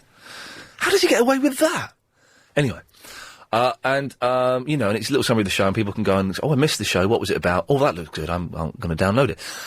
So, this is your chance to get your work published on the LBC website. What I want you to do is email in your blog for today's show. Now, yesterday, we had a load of fruitcakes emailing in their real blogs that they write and publish themselves. Not interested in that. The blog for today's show. Email it in. We've got one already, so we're sorted. But the best one will go on the website, OK? So email it in to iain@lbc.co.uk, IAIN @lbc.co.uk. Generally, it should be a summary of the show, but it doesn't have to be. But if you pretend it is, that's kind of nice. And the best one will be on the LBC website by 7 o'clock this evening. I can't say fairer than that. It's your chance to see some words you've typed on a website that isn't set up by kids. Susie! Hi. Hello, Susie. Are you drinking?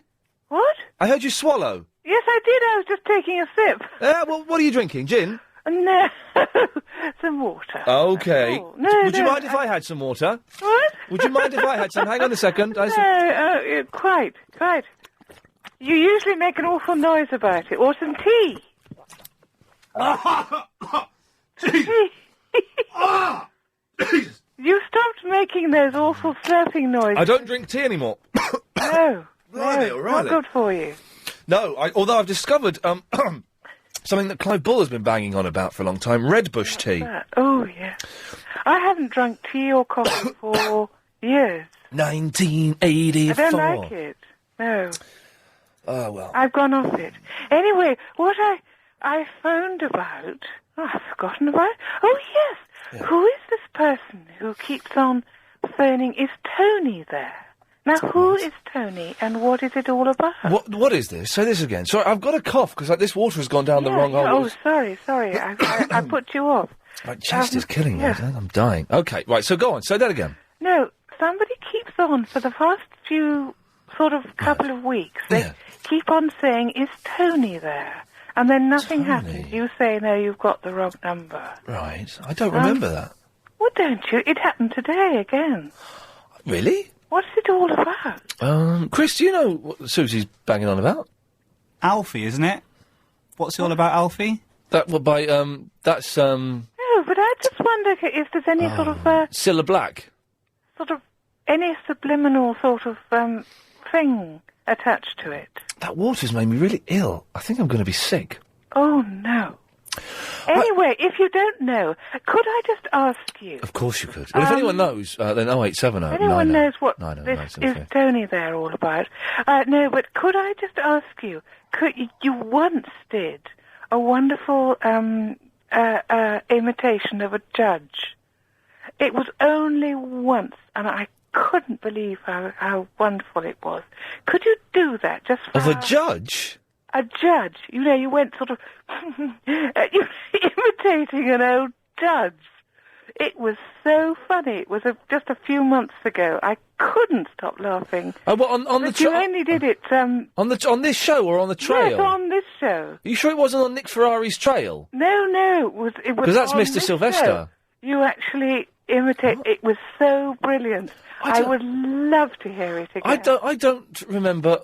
Well, I don't remember... sort of snuffling and the awful sort of arrogance of an old judge.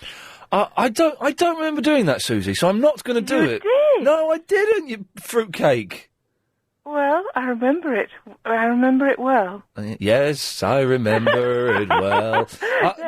I don't remember doing it, so I'm not going to do it. Please do it again. No, I didn't. I do remember it. If I do remember it, I'll do it again, I promise. You did it. But I don't think I did. Anyway, let me know what this Tony business... As soon as we know about Tony, we'll let you know, madam. Thank you. All right, bye. Bye-bye. What a relaxing voice. Trish. Ian. Hello. Hello, how are you? I'm all right. I've drunk some water and it's made me feel very heavy.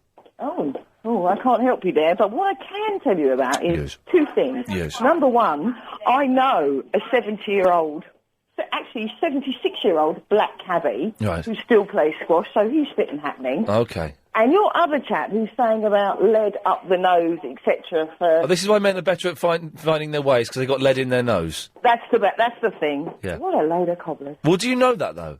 Well, because most men, I drive on the motorway every day, hours on the motorway, and if you get stuck in a traffic jam, most men have got something else up their nose because they pick their noses.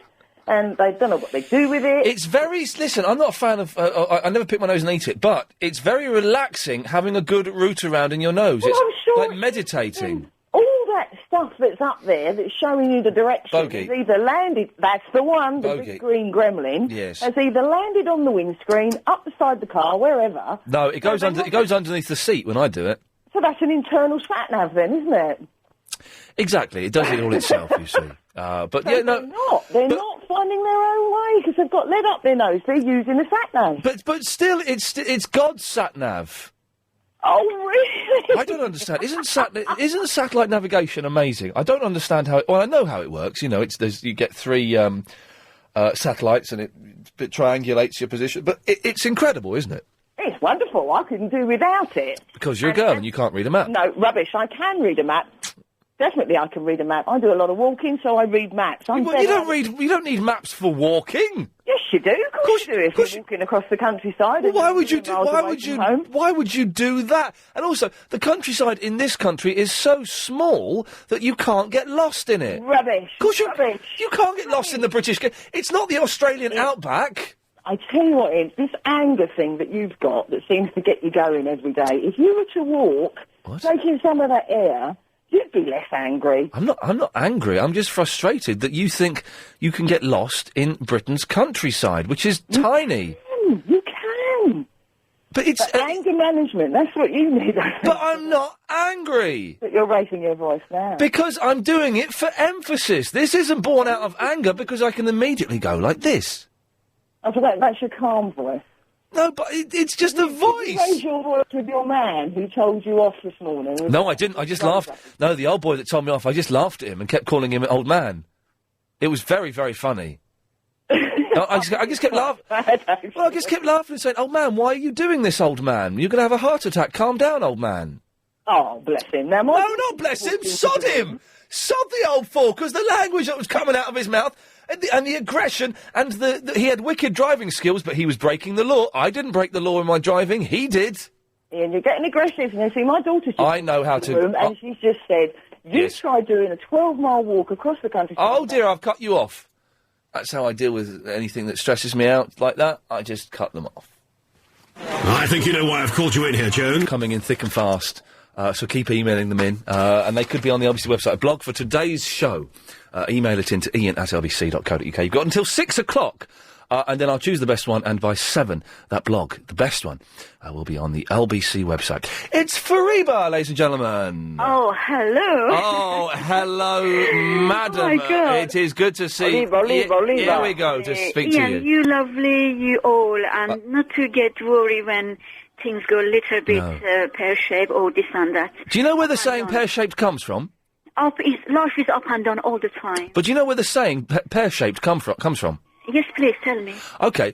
It's in, I think, the Second World War, probably, when they would do, RAF would do, this is true as far as I know, would do parachute training, or jump from an airplane with a parachute, and if the parachute went pear-shaped, it meant the fella was going to die, because it wasn't catching the air, and they would crash to the ground. So if it's gone pear-shaped, it's bad. That's true. That's true. Well done. First of all, you are a very talented young man. Correct. You know a lot. People, they don't like it. Okay, they can go to another show, and of course, some of their presenters. One second, I do apologise. I've just got to do this for Dave from Feltham. Hang on 1 second. That's okay. He wants me to do... Oh, hang on, this is broken. One of those. Flange. And he probably wants a little bit of... I've not about the time. I've not about the time. I've not about the time. I've not about the time. There we go. OK, sorry for you, but it's all yours. Continue. That's okay, dear. Sometimes I don't like my voice. Oh, your voice is delightful, though. No, I'm not. But I don't want to be caught up with your news, 38 past 5. Apparently you got some... I wish I could do blog some other time when I have a right time. Well, if you get a chance, you can write a blog for the show. Hey, are you still coming in on the Friday the 22nd of December? My dear, definitely. And I bring some cards, flowers for everybody, for LBC team. It's going to be great. For anyone who doesn't know, on the last day of me doing this show, the Friday the 22nd, we've got some listeners coming in, some surprise guests, and Fariba is going to come into the studio for about 45 minutes or an hour. Is that okay? Yes, and Ian, I just want to tell you before something. Ian Lee, Ian Lee, the star of the show, and day and night sooner than later. But I know it's all wrong. It's not in proper order. Oh, but that's beautiful. Did you write that? Yeah, I did it some other time, but first of all, I was supposed to go away for 2 weeks, about 12 days, but I didn't. Oh. I couldn't get a cheap deal, Italy or Spain, never mind. Never mind. Oh, that's disappointing, though, isn't it? No problem, dear. But, Ian, can I just say, please, 4 things, nice and briefly. One is hoodies police are as bad as hoodies. Police are as bad as hoodies? Yes, I do apologize to say that, but I have to. Why do you say that? And the postman reading people papers. Do they do that? The postman, yes, and the area. Yes, dear. And of course, something else. Please, I need you let me know. Low-cost recording studio. I got some kind of writing to do with the music. A low-cost if you can go to your low-cost recording, like your Hawaii. Oh, Hawaii. That song, that your music, your record. You know, sometimes you do play that in your show. If I can get any low-cost recording, my dear. Okay, hang on a second. Line 9, can you offer Fariba low-cost recording? Hello? Yes, sorry, you're on the air. Can you offer Fariba low-cost recording? Hello? Yes, can you... they've gone. Okay, sorry, I thought they were... Okay, that's okay, dear Ian, not to worry. Never mind, it's disappointing. And Ian, another point is British gas.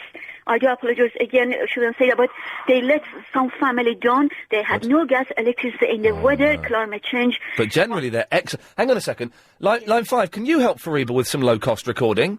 No. Oh, that's disappointing. Okay, no problem. Let's try this one. Hang on. Line 9, can you help Fariba with some low-cost recording? WWW. Oh, right, no, not very helpful, I'm afraid. No. I do know some studio already, but some in Berkshire, towards Reading, Southampton, Oxford, or part of Bracknell, Ascot, Slough, or London. Dear Ian, British Gas let people Hang on down. a second. Line 5, can you help Fariba with some low-cost recording? They've gone. That's a shame. Okay. Ian, I didn't mean that. Please do not ask anybody. If people 0870 9090 973. Hang on a second. Line 5, can you help Fariba with some low-cost recording? Yes. Okay, go on. No, I can't. Oh. No problem. Oh, hang on. Line 9, can you help Fariba with some low-cost recording? No, but I think she got me a set of cross with a cliff. Okay, I don't know what that was. Let's try one more, shall we, Fariba?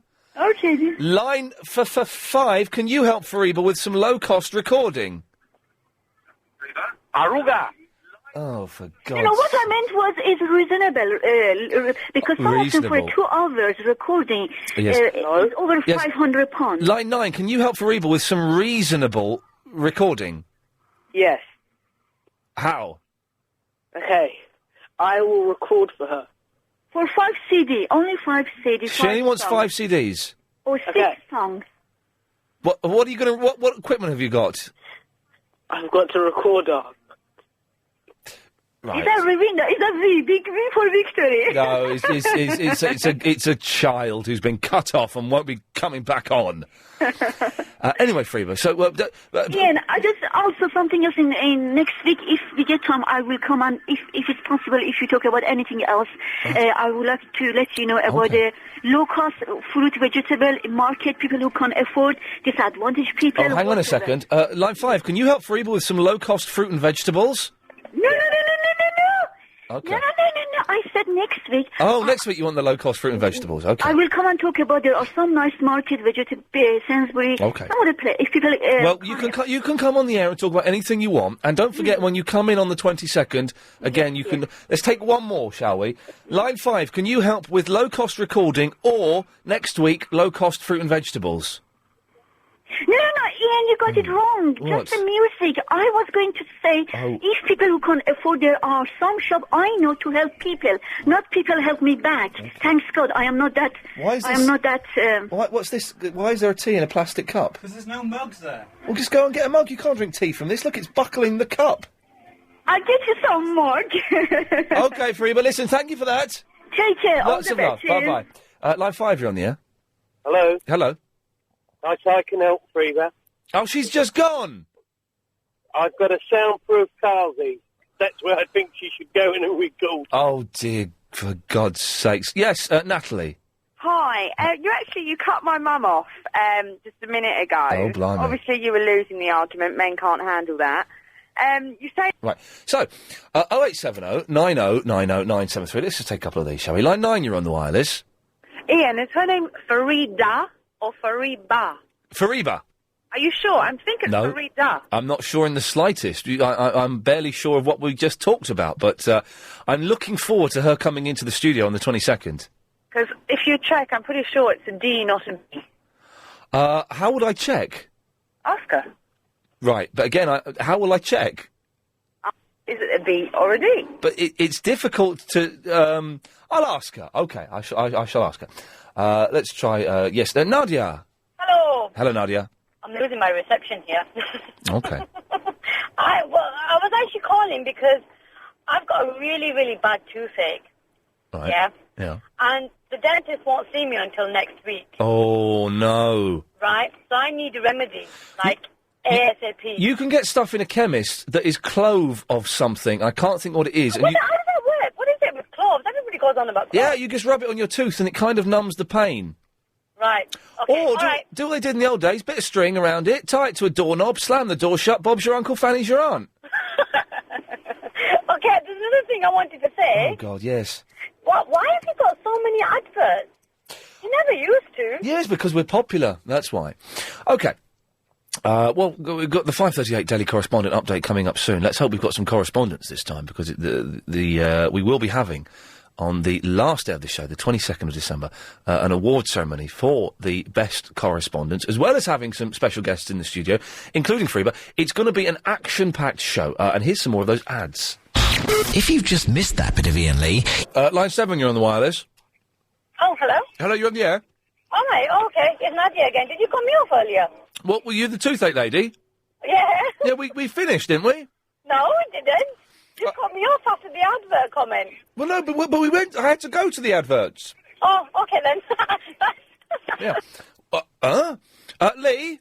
Yeah, I'm here. I'll come to you after the news. All right, son.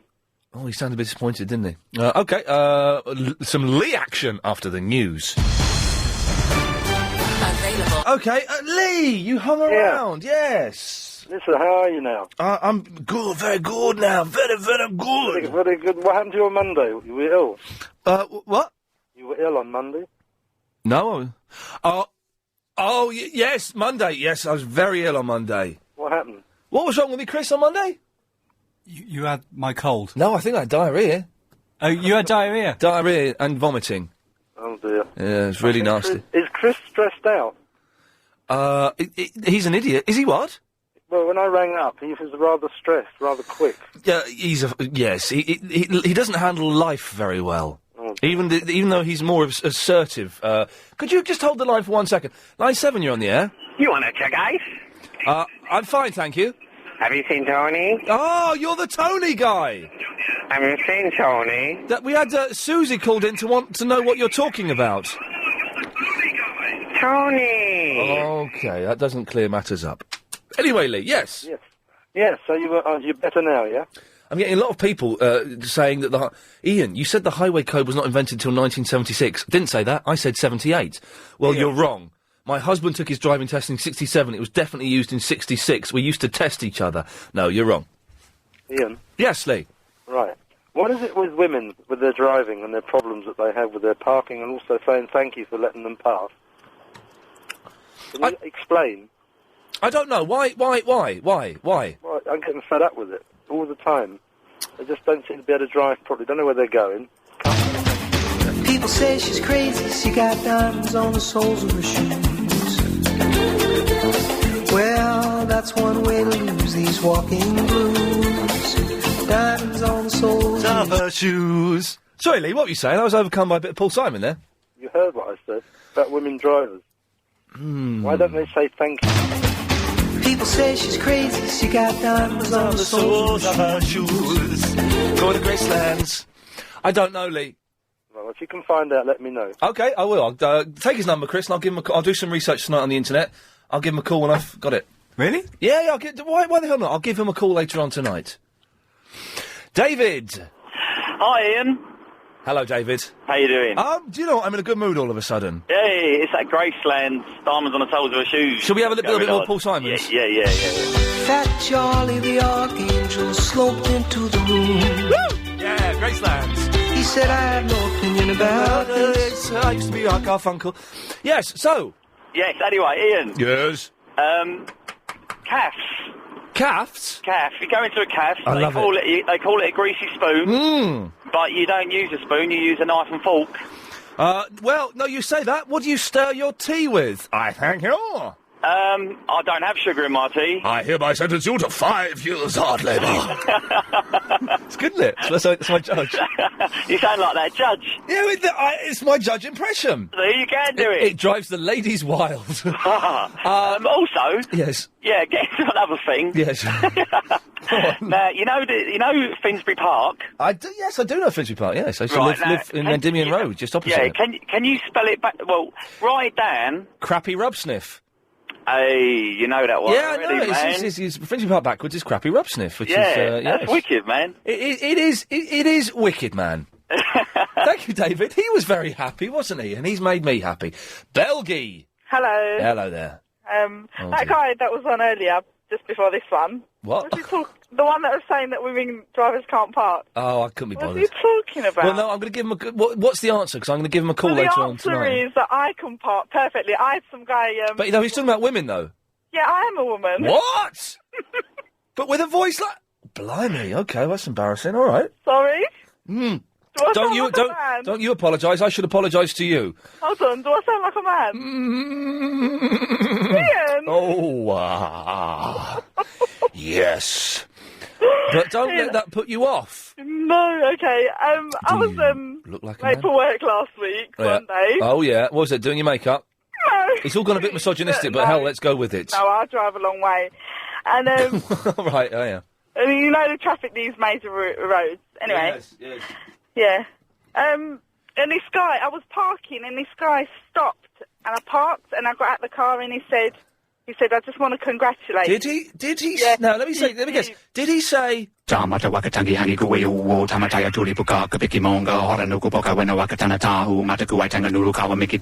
any chance? No. But can I just say, I'm going to say this on the air now. On the Friday the 22nd, I will say that live on air, myself. Unaided. Unaided by me clicking a mouse button. I will say it live on air. I'm going to learn that over the next 3.5 weeks. And what did he say? What did he say, Belgium? Yeah, he just said to me, like, congratulations. He said, you done it in one go. Well done, well done. And I just want to say to that guy, yes, I'm a brilliant driver. Excellent. And I can park in one go. Good work. Well done, you. Not bitter in the slightest. It's 5:39. It's time for the daily 5:38 Daily Correspondent Update. Brought to you every day. Daily. Hello, Oh dear, bad start. Yes, longest Uber veteran correspondent and a lover of Anna Raven. And did you know that the world's longest foot-sniffing career lasted for 15 years? That equates to 5,600 feet. Good day to all. Oh dear.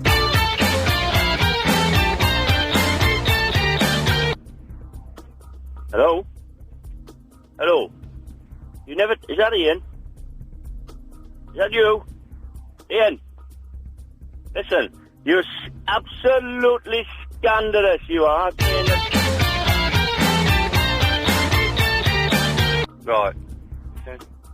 Yeah, hi, matey. I think the Choc Ice man's looking for me. It was an incident in a club. But I'll send his stuff back to him. But the serious point is there was a scientific test which has been... Hello. Is that Chris?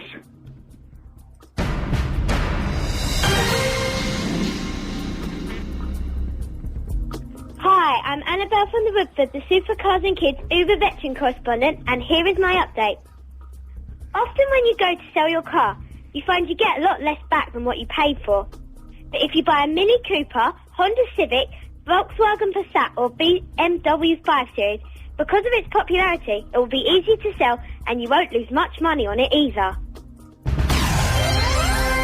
Excellent. Thank you to all the correspondents. The blogs are coming in thick and fast. For Pete's sake, you're continuing to say that the Highway Code was introduced in 1978. Well, it was, fact. Even when people contact you saying they tested each other in the 60s. Even when I link you to a government website with a page entitled The History of the Highway Code, which clearly shows the date for the first edition as being the 1930s. Jesus tap dancing Christ. I hate it when you don't admit you're wrong. Because I'm not wrong on this one, I'm right. You faked that page. The highway code was invented in 1978. Before that, I think it was called pathway etiquette, and you used to have to study that, like it was like a pamphlet or something. But, I am right. So, Mark, thank you. It's Karen, everybody! Hi. Hey, Karen, how's it going, Kaz? Are you all right, love? All right. Yeah. Good girl, good girl. What you got?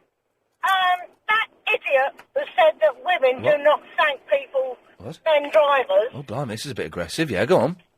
Well, men drivers don't think we'll thank women drivers either. What? Now, come on now.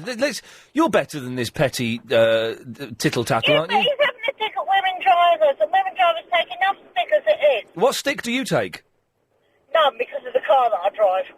Well, you're driving a crap car, so you got stick for that. No, I don't drive a crap car. Does it does it matter what car you drive? Well, I drive a car that a lot of women don't drive, put it that way. What's that, a hearse?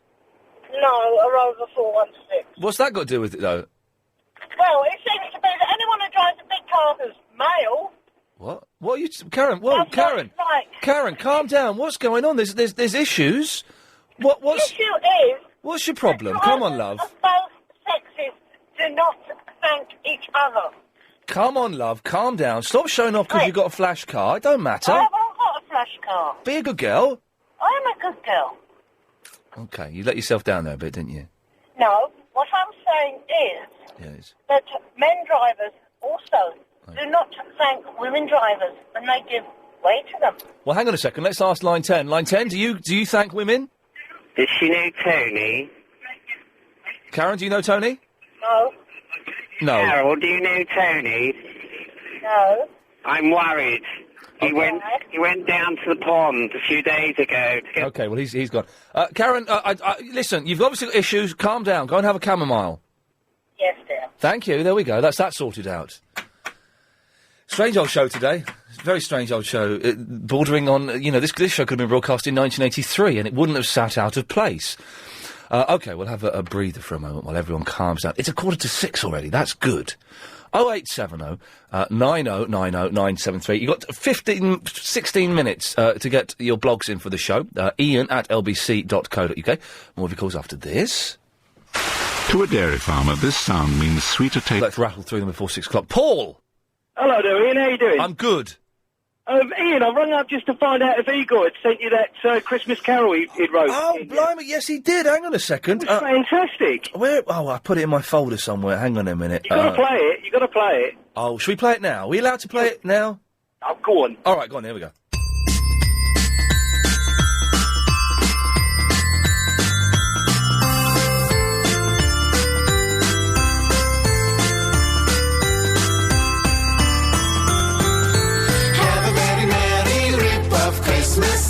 Soldiers.com business. You won't be coming down your chimneys anymore. 'Cause nearly everyone's got central heating. The ozone layer is depleting. Santa's trading in his sleigh for a 4x4. You won't get no credit. The kids all think it's free. But you get to whacking the debit right in the middle of January. How does that merry rip-off Christmas fill the world with joy and love? The turkey's not the only one who's getting starved. Top of the Pops is finished now on the BBC. There's only fools and horses, antiques, Russia and the Queen. Don't forget your Sony PS3, your iPod and Nintendo Wii. And what about the latest Disney DVD? Why did Jesus come here? No one really cares. As long as we got blue LEDs and M&S girls in their underwears. Santa's taken off his thermal suit. He shaved his beard and sold his boots. And now he has around in a thong in the Benidorm. Don't be so late.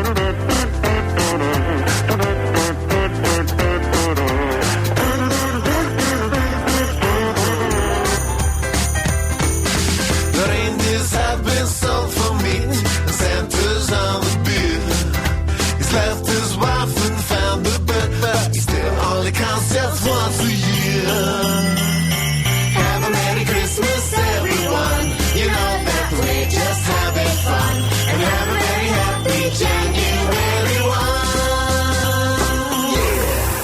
It's good, isn't it, Paul? Absolutely fantastic. Listen. It sounds even better now. It's brilliant. I think Clive and I will probably be playing this quite a lot as we get close to Christmas, and I'm sure that Igor will put it on his website somewhere as well. He's a genius. He's brilliant. He's a very clever lad, isn't he? He's very good. And I must say also, the other guy I like is Phil from Croydon. Is it Phil from Croydon? Who's Phil from Croydon? Oh, which one's it? Which one's he? Bus driver, isn't he? Oh, yeah, no, he's all right. Yeah, but Igor's the man, I think. Paul, listen, thank you for that. Right, let's go to Rafe and Tim. Hello, gentlemen. Hello. Now, Hello. You both can do the Lone Ranger. Yeah. What a surprise. Okay, listen, I'm going to count you in, and then you both do it, okay? Okay. So on the count of, what is it, 4? 1, 2, 3, 4. So, Michael Wakatani, Fu, Tamatar, to the car, Mickey Mongo, one little Wakatana, who magical return, no core, Victoria. Right, hang on, which one's Tim? Here. Rafe, I think you muffed up a bit in the middle, Rafe. No, that wasn't me. Do it again, come on. So, Michael Wakatani, Fu, Tamatar, to the car, Mickey Mongo, one little Wakatana, who magical return, no core, Victoria. Tim, you're disagreeing with him? Yeah, because when I was about 14, I slowed the 7-inch single down to 33. I've got the same one. Ah, there you go, you see. Quantum Leap. That's the... Okay, right, so well, do you think I can learn it by Christmas? Easily. All right, man. Yeah. December the 22nd, I shall be doing it. Gentlemen, thank you very, very much. We're getting more and more blogs in.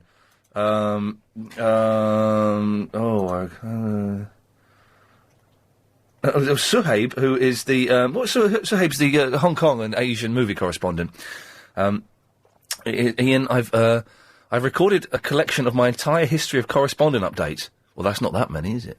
And as I feel this feature is on its last leg, I'm willing to give my collection to anyone who wants it. Well, if you want Suhaib's collection of correspondent updates, then you can have it.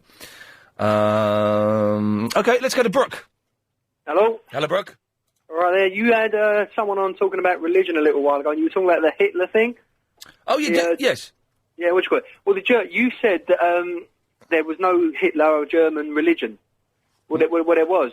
During the Second World War, pretty much like he did with the Boy Scouts, he done away with the Boy Scouts and he created the Hitler Youth, and he pretty much did the same thing with the religion. They couldn't have Christianity because Christ was a Jew. Right. They wouldn't have Catholicism because basically, Mary, Mother of God. Wow. Mary was a Jew as well. Yes. So basically, they just created their own sort of. And what was it called?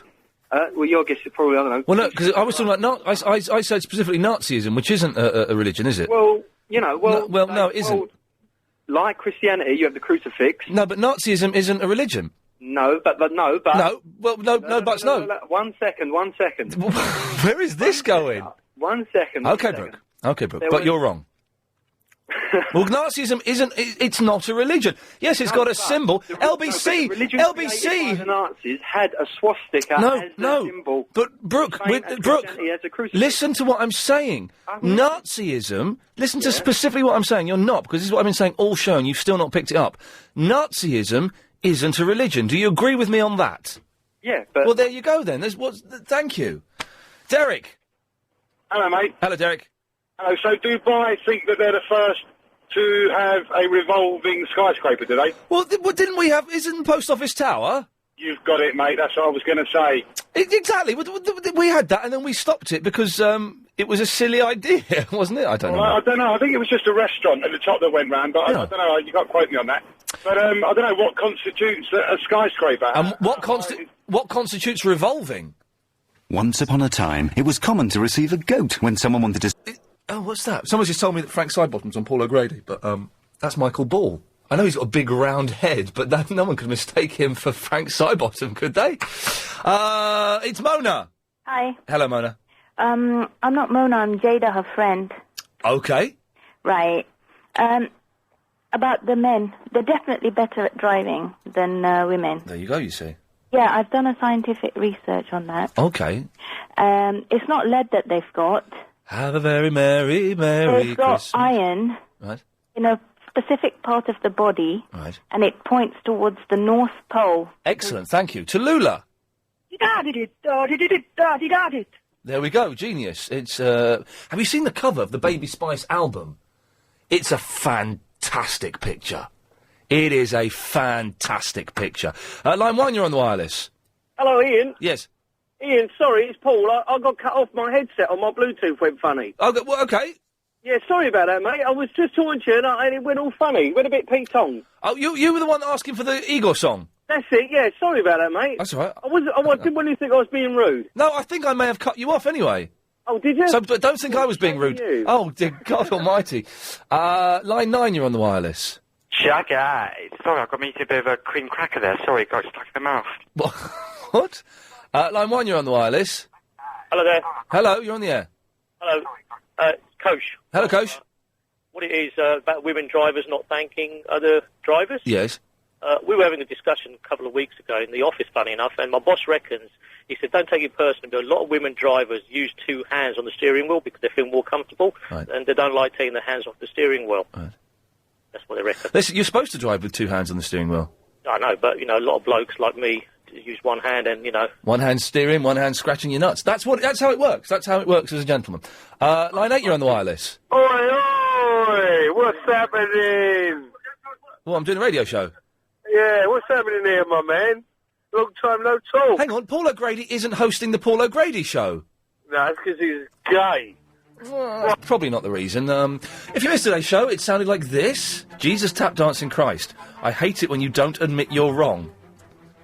Because I'm not wrong on this one, I'm right. You faked that page. The highway code was invented in 1978. Before that, I think it was called pathway etiquette. Oh, it's Frank's World. You effing do that to me again, I'm effing gonna have you effing arrested if it's the last thing I do. Sam, what are you getting, Sam? Are you getting something, Sam? I will die in hell. Old people are insane.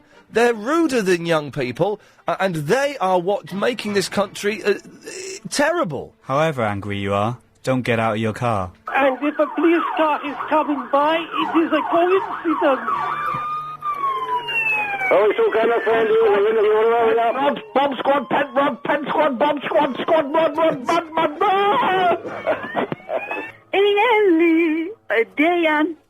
Diane, Ian Lee, the star of the show, and day and night sooner than later. But I know it's all wrong. It's not improper. Brought to you by TomTom. It works for me. And your times, I like you, Helen, more than Alex, because your times are what you say they are. He told me one the other day, it's about 50 seconds. It was closer to 35. Ridiculously short. Thank you. Excellent stuff. OK. 0870 90 90 973. Calls go straight to air from now until 6:30. The rules are very simple. Don't swear. Don't be libelous. Oh, and we've got enough blogs now, so I shall be picking one. Have a look at the LBC website at about 7 o'clock to see which one I have picked. There's your man. Hang on. Drop your email. Shall I read it? Highway code. Highway Code was first published in 1931. You don't know everything. A little more respect wouldn't go amiss. Helen Jones of Then There's Her address is up there. Chris, we're going round there. Oh, your bike's got a flat tyre, isn't it? OK. Helen, you're wrong. Just admit it. We've just been looking at pictures of Emma Bunton. So, OK, 0870 90 90 973. Calls go straight to air. 7-second delay. Don't swear or don't be libelous. Line 5, you're on the wireless. Hello there. Hello. Yeah, am I on? Yes, you are. Oh, right, OK. It's Raj from Forest Gate. Just want to apologise for yesterday for asking you a silly question and sounding like a div. What was the question? Does cheese give you dreams? Oh, no, you didn't sound like a div, though, because I thought... It's pathetic. It was sad. So, but some guy phoned up and said No, because they'd done experiments on it.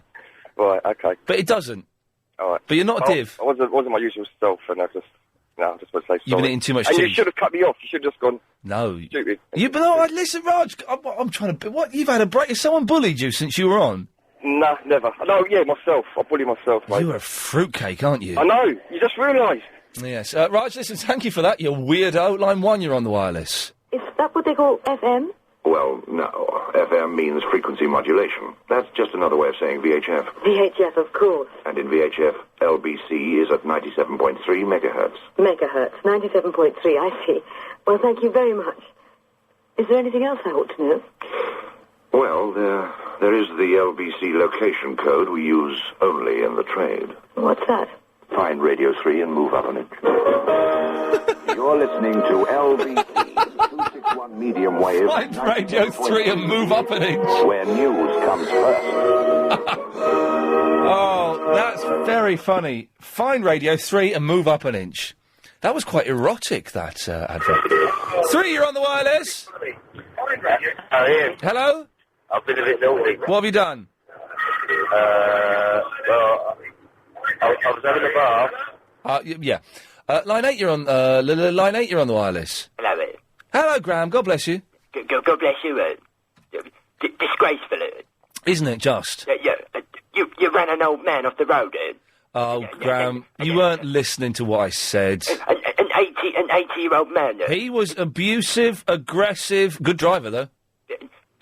To run him off the road in and threaten him in the high street, Ian. He cut me up and he got out of his car. He threatened me and he was effing and blinding me. Well, I just sat there and laughed at him. But that's not what you said, was it, Ian? You could fight him and win a fight. I could have beaten him in a fight. I know plenty of old men in that could beat the hell out of you, Ian. And the thing is, they'd like to do that because old men are miserable, violent so-and-sos. You're not disputing we could beat hell out of you, then, Ian? I could beat... I'm not going to rise to your bait, Graham. I'm going to turn the other cheek. So it's been established then that I could have you, Ian? How would you want me? You have to turn into filth, didn't you, Ian? Yes. Line 5, you're on the wireless. Any old on, any old iron. Here's me, talk about tricks. Yim bum diddle on your feet. You look nice, pretty nice. A father go green tie on. I wouldn't give a cup for your old what's going on. Old iron. Line 4, you're on the wireless. Yes, bro. Hey, Rab! I'll just turn my radio down. Hang on. Yeah, please do. If you're phoning up, just make sure your radio's switched off. Yeah, the rule number 1, isn't it? Well, yeah.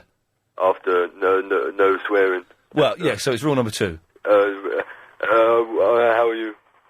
I'm all right, yes, I'm all right. Yeah, does Claypool drink Red Bush tea? Yes, he does.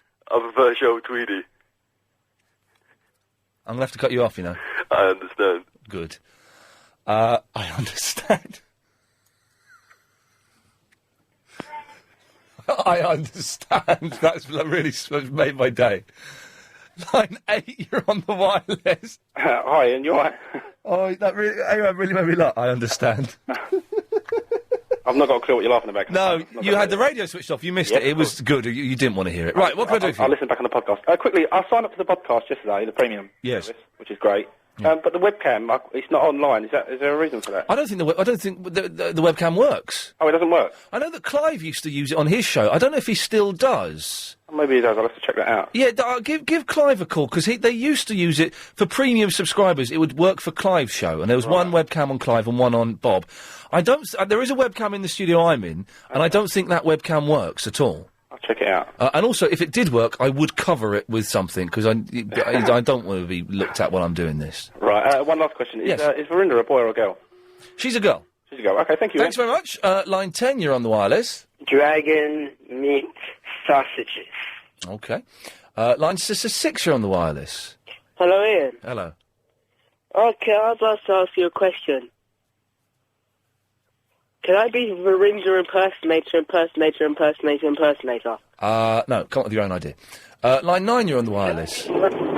I once knew a man called Michael Finnegan. He grew whiskers upon his stick, and the wind come along and blew them in again. Poor old Michael Finnegan. Begin again. There was an old man called Michael Finnegan. He grew whiskers upon his chin again. The wind come along and blew them in again. Poor old Michael Finnegan. Begin again. There was an old man called Michael Finnegan. He grew whiskers upon his chin again.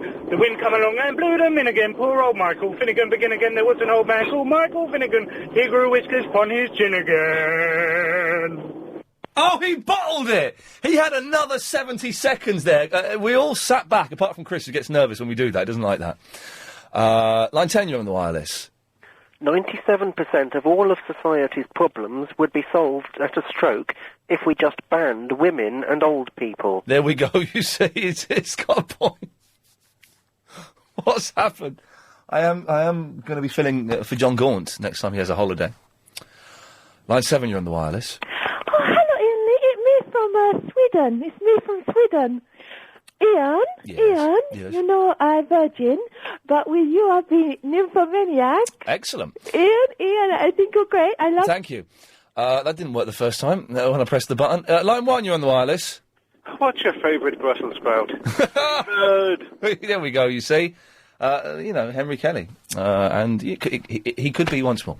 Okay, let's take a breather. Hang on a second. Line 3, we're going to take a breather. Hey, little hen. Oh, God. When. Oh, you lay me in exclamation. 0870 90 90 973. More of your calls going straight to out after some of this. Are you disappointed with your endowment policy? It's line 1, you're on the wireless. Just call it 50p. And we'll be done with it, all right? No, we're not doing the competition. No, we're not. I just said it was a good idea for a competition. We're not actually doing that as a competition. 0870 90 90 973. Calls going straight to air. 7-second delay. Don't swear. Don't be libellous. Line 2, you're on the wireless. Oh, good, strike a light. God blimey, Rubber Duck. It's me, Robert Elms, social chameleon from PC Radio London. How are you, darling? Hello, Robert Elms. Good. I'm a big fan of your nonsense. Oh, yeah, I am as well. I'm taking my son tonight, Tarquin. No, Alfie.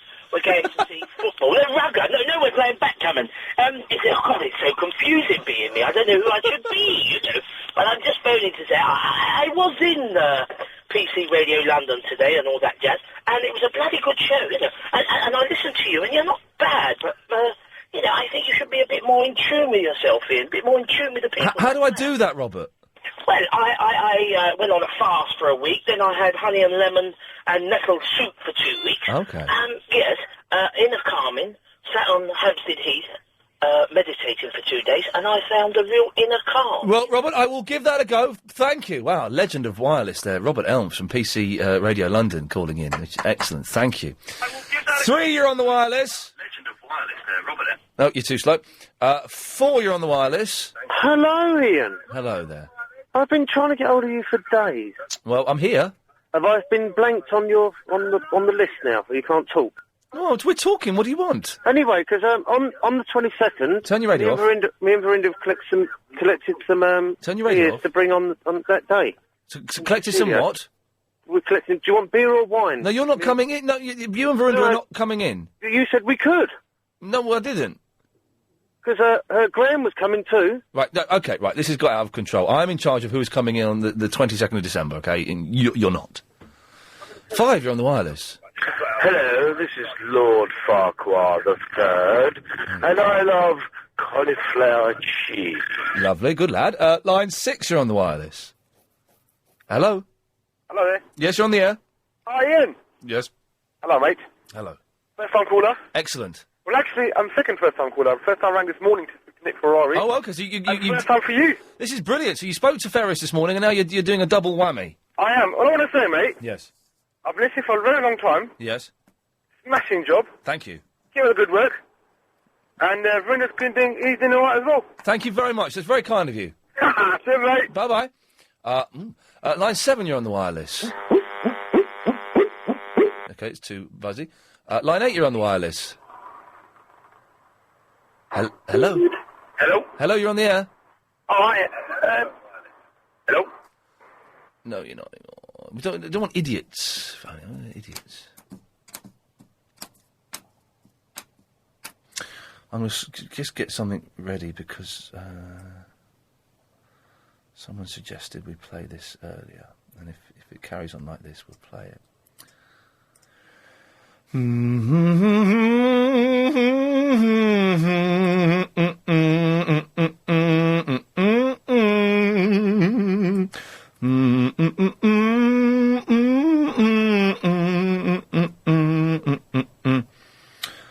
I can't find the thing I'm looking for. Ah, there it is. Okay, what's that? That's 1 minute 10. Okay, lovely. Right. So we might end on that because this is all a little bit bobbins today. Right. Okay. Line 9, you're on the wireless. I had a message from Verinda, who's in East Ham. Ian, the last thing a woman said to me was on Saturday night, and it was, "So, has your wife found out about the affair yet?" This is the Green Day thing. That's he's Ian Campfield on XFM. So Verinda's been texting into XFM. Well, very, very naughty. Line 5, you're on the wireless. Hello. Hello there. No, I'm calling for the traffic report. I must have phoned the wrong number. Yes, you did. Yes. Yeah. Line 2, you're on the wireless. It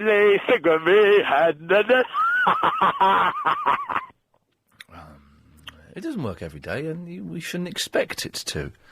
Let's see if I might find 2 tracks to play. Line 8, you're on the wireless. What's that? Oh, sweet Lord. 6, you're on the wireless. Ian, right, this debate about who the better drivers are, men or women, to be honest with you, I don't really care. It's all about who the better parkers are. And, to be honest with you, everyone's as bad as each other. When you park your car, Ian, do you always push your driver's side wing mirror in? What? When you park your car, do you always push your driver's side wing mirror in? While I'm parking? No, after you parked your car. No. Right, well, when I drive past it in my van, expect it to be knocked off, and that goes for anyone. Well, hang on, so you're going to... No, hang on. You're going to go up on the pavement and knock off my driver's side mirror? No, if it's parked on the road... Well, no, but my driver's side is generally parked on the pavement side. Well, to those idiots who park on the road and don't push those wing mirror in... Well, no, hang on. Don't complain. No, hang on, Steve. Why do you think they fold? Why do you think they fold in and out? Steve, you're an idiot. If you can't keep your vehicle on the road and keep away from something that sticks out 1.5 inches, then you're obviously a dangerous driver and you shouldn't be allowed to drive on the road. Why do your wing mirrors fold in and out then? What's that for? So you can adjust them so you can see better. If you're hitting stuff, if you are hitting stuff and causing damage to stuff and driving away like a coward, then you shouldn't be allowed to drive a vehicle, Steve. Well, if you can't simply push a mirror when you park up, then you shouldn't be allowed to drive a vehicle as well. What has pushing a mirror in got to do with driving ability? You're the one that is obviously very angry. Let me finish, Stephen. You're the one that's very angry and has got a lot of inner anger. I'm guessing it's to do with your inability to drive a vehicle in a straight line. You're obviously a terrible driver, and you need to admit that you shouldn't be allowed on the road, Stephen. If I could drive in a straight line without having to veer out because someone's left their stupid mirror... No one... Is this guy for real? No one has to... I don't know what you just said. I don't know what the word was you just said. I think you said rear out. I don't know what rear out means. But no one has to rear, or as I like to call it, swerve out. Veer out. Veer out. Listen, don't complain. If you leave your mirrors out... No one has to veer out to avoid... Stephen, no one has to... Listen, calm down. You're very angry. No one has to veer out to avoid a wing mirror, apart from people who are driving too close to the sides of the road anyway. Have you not seen those new Mercedes vans with the mirrors 10 foot long? I can't hear what you're saying because your phone's very rubbish and it keeps cutting out and you're very, very angry. So just calm down. Steve, calm down. What are you saying? I'm saying, have you not seen the new Mercedes vans with 10 feet long, sticking out from each side? 10 feet long? 10 feet long wing mirrors? Yes. 10 feet... Yes. 10 feet long wing mirrors. No, Steve, I haven't seen them because no wing mirror is 10 feet long. I'll tell you what, if you know your wing mirrors are, don't complain when they're not there in the morning, okay? Have a good evening. What a nasty, nasty man. Steve from Peckham there, ladies and gentlemen. 10 feet long wing mirrors? Is that guy for real? I don't believe that guy is for real, is he? Oh, hang on a second. Can you clear a couple of lines for me, Chris? I need to phone that guy back. Hello? Oh, hello. No, bye-bye. I don't want to talk to you. Can you just clear some lines? I know this is tricky. There we go. Right. Oh, no, I've muffed it up. All right, don't worry about it. We'll let him go. Just someone who's so angry and so full of aggression. That's really unpleasant. Line 6, you're on the wireless. Yeah, it's that old boy you laughed at. Anyone? Oh, the fella today, was it? Yeah, who do you think you are? I fought with you in the war. Yeah, so you should have, well... Yeah, and I ain't no coffin dodger either, all right? OK, thank you. Go on, get out of it. Lovely. Well, we've spoken a lot about... rude people today. We've spoken a lot about sat-navs. It seems only appropriate that we end with a little bit of this. To the Batmobile. Let's go. We're going the car. Atomic batteries to power. Turbines to speed. Roger. Ready to move out. Turn left as it goes. No, turn this is... right, go go straight on. You must think I was born yesterday. They do exist. Don't treat me like a fool. Everything's so ridiculous. Sat-nat. Oh, Sat-nav. sat-nav, you blooming fool. Stop taking... Steady on, Barry. Tell this bloke to stop wasting my time. And you've never heard of sat-nav? Sat-nav. A lot of people are familiar with sat-nav. Sat-nav. Sat-nav. Sat-nav. Yes, sat-nav. Who's sat-nav? Sat-nav. Sat-nav. Sat-nav. Satellite navigation. What's that? It's a machine that tells you how to get them. Get this... I've got one. What are you trying to do? Get this joker on... This show is completely transparent. If Iain Lee offers you any advice, don't take it.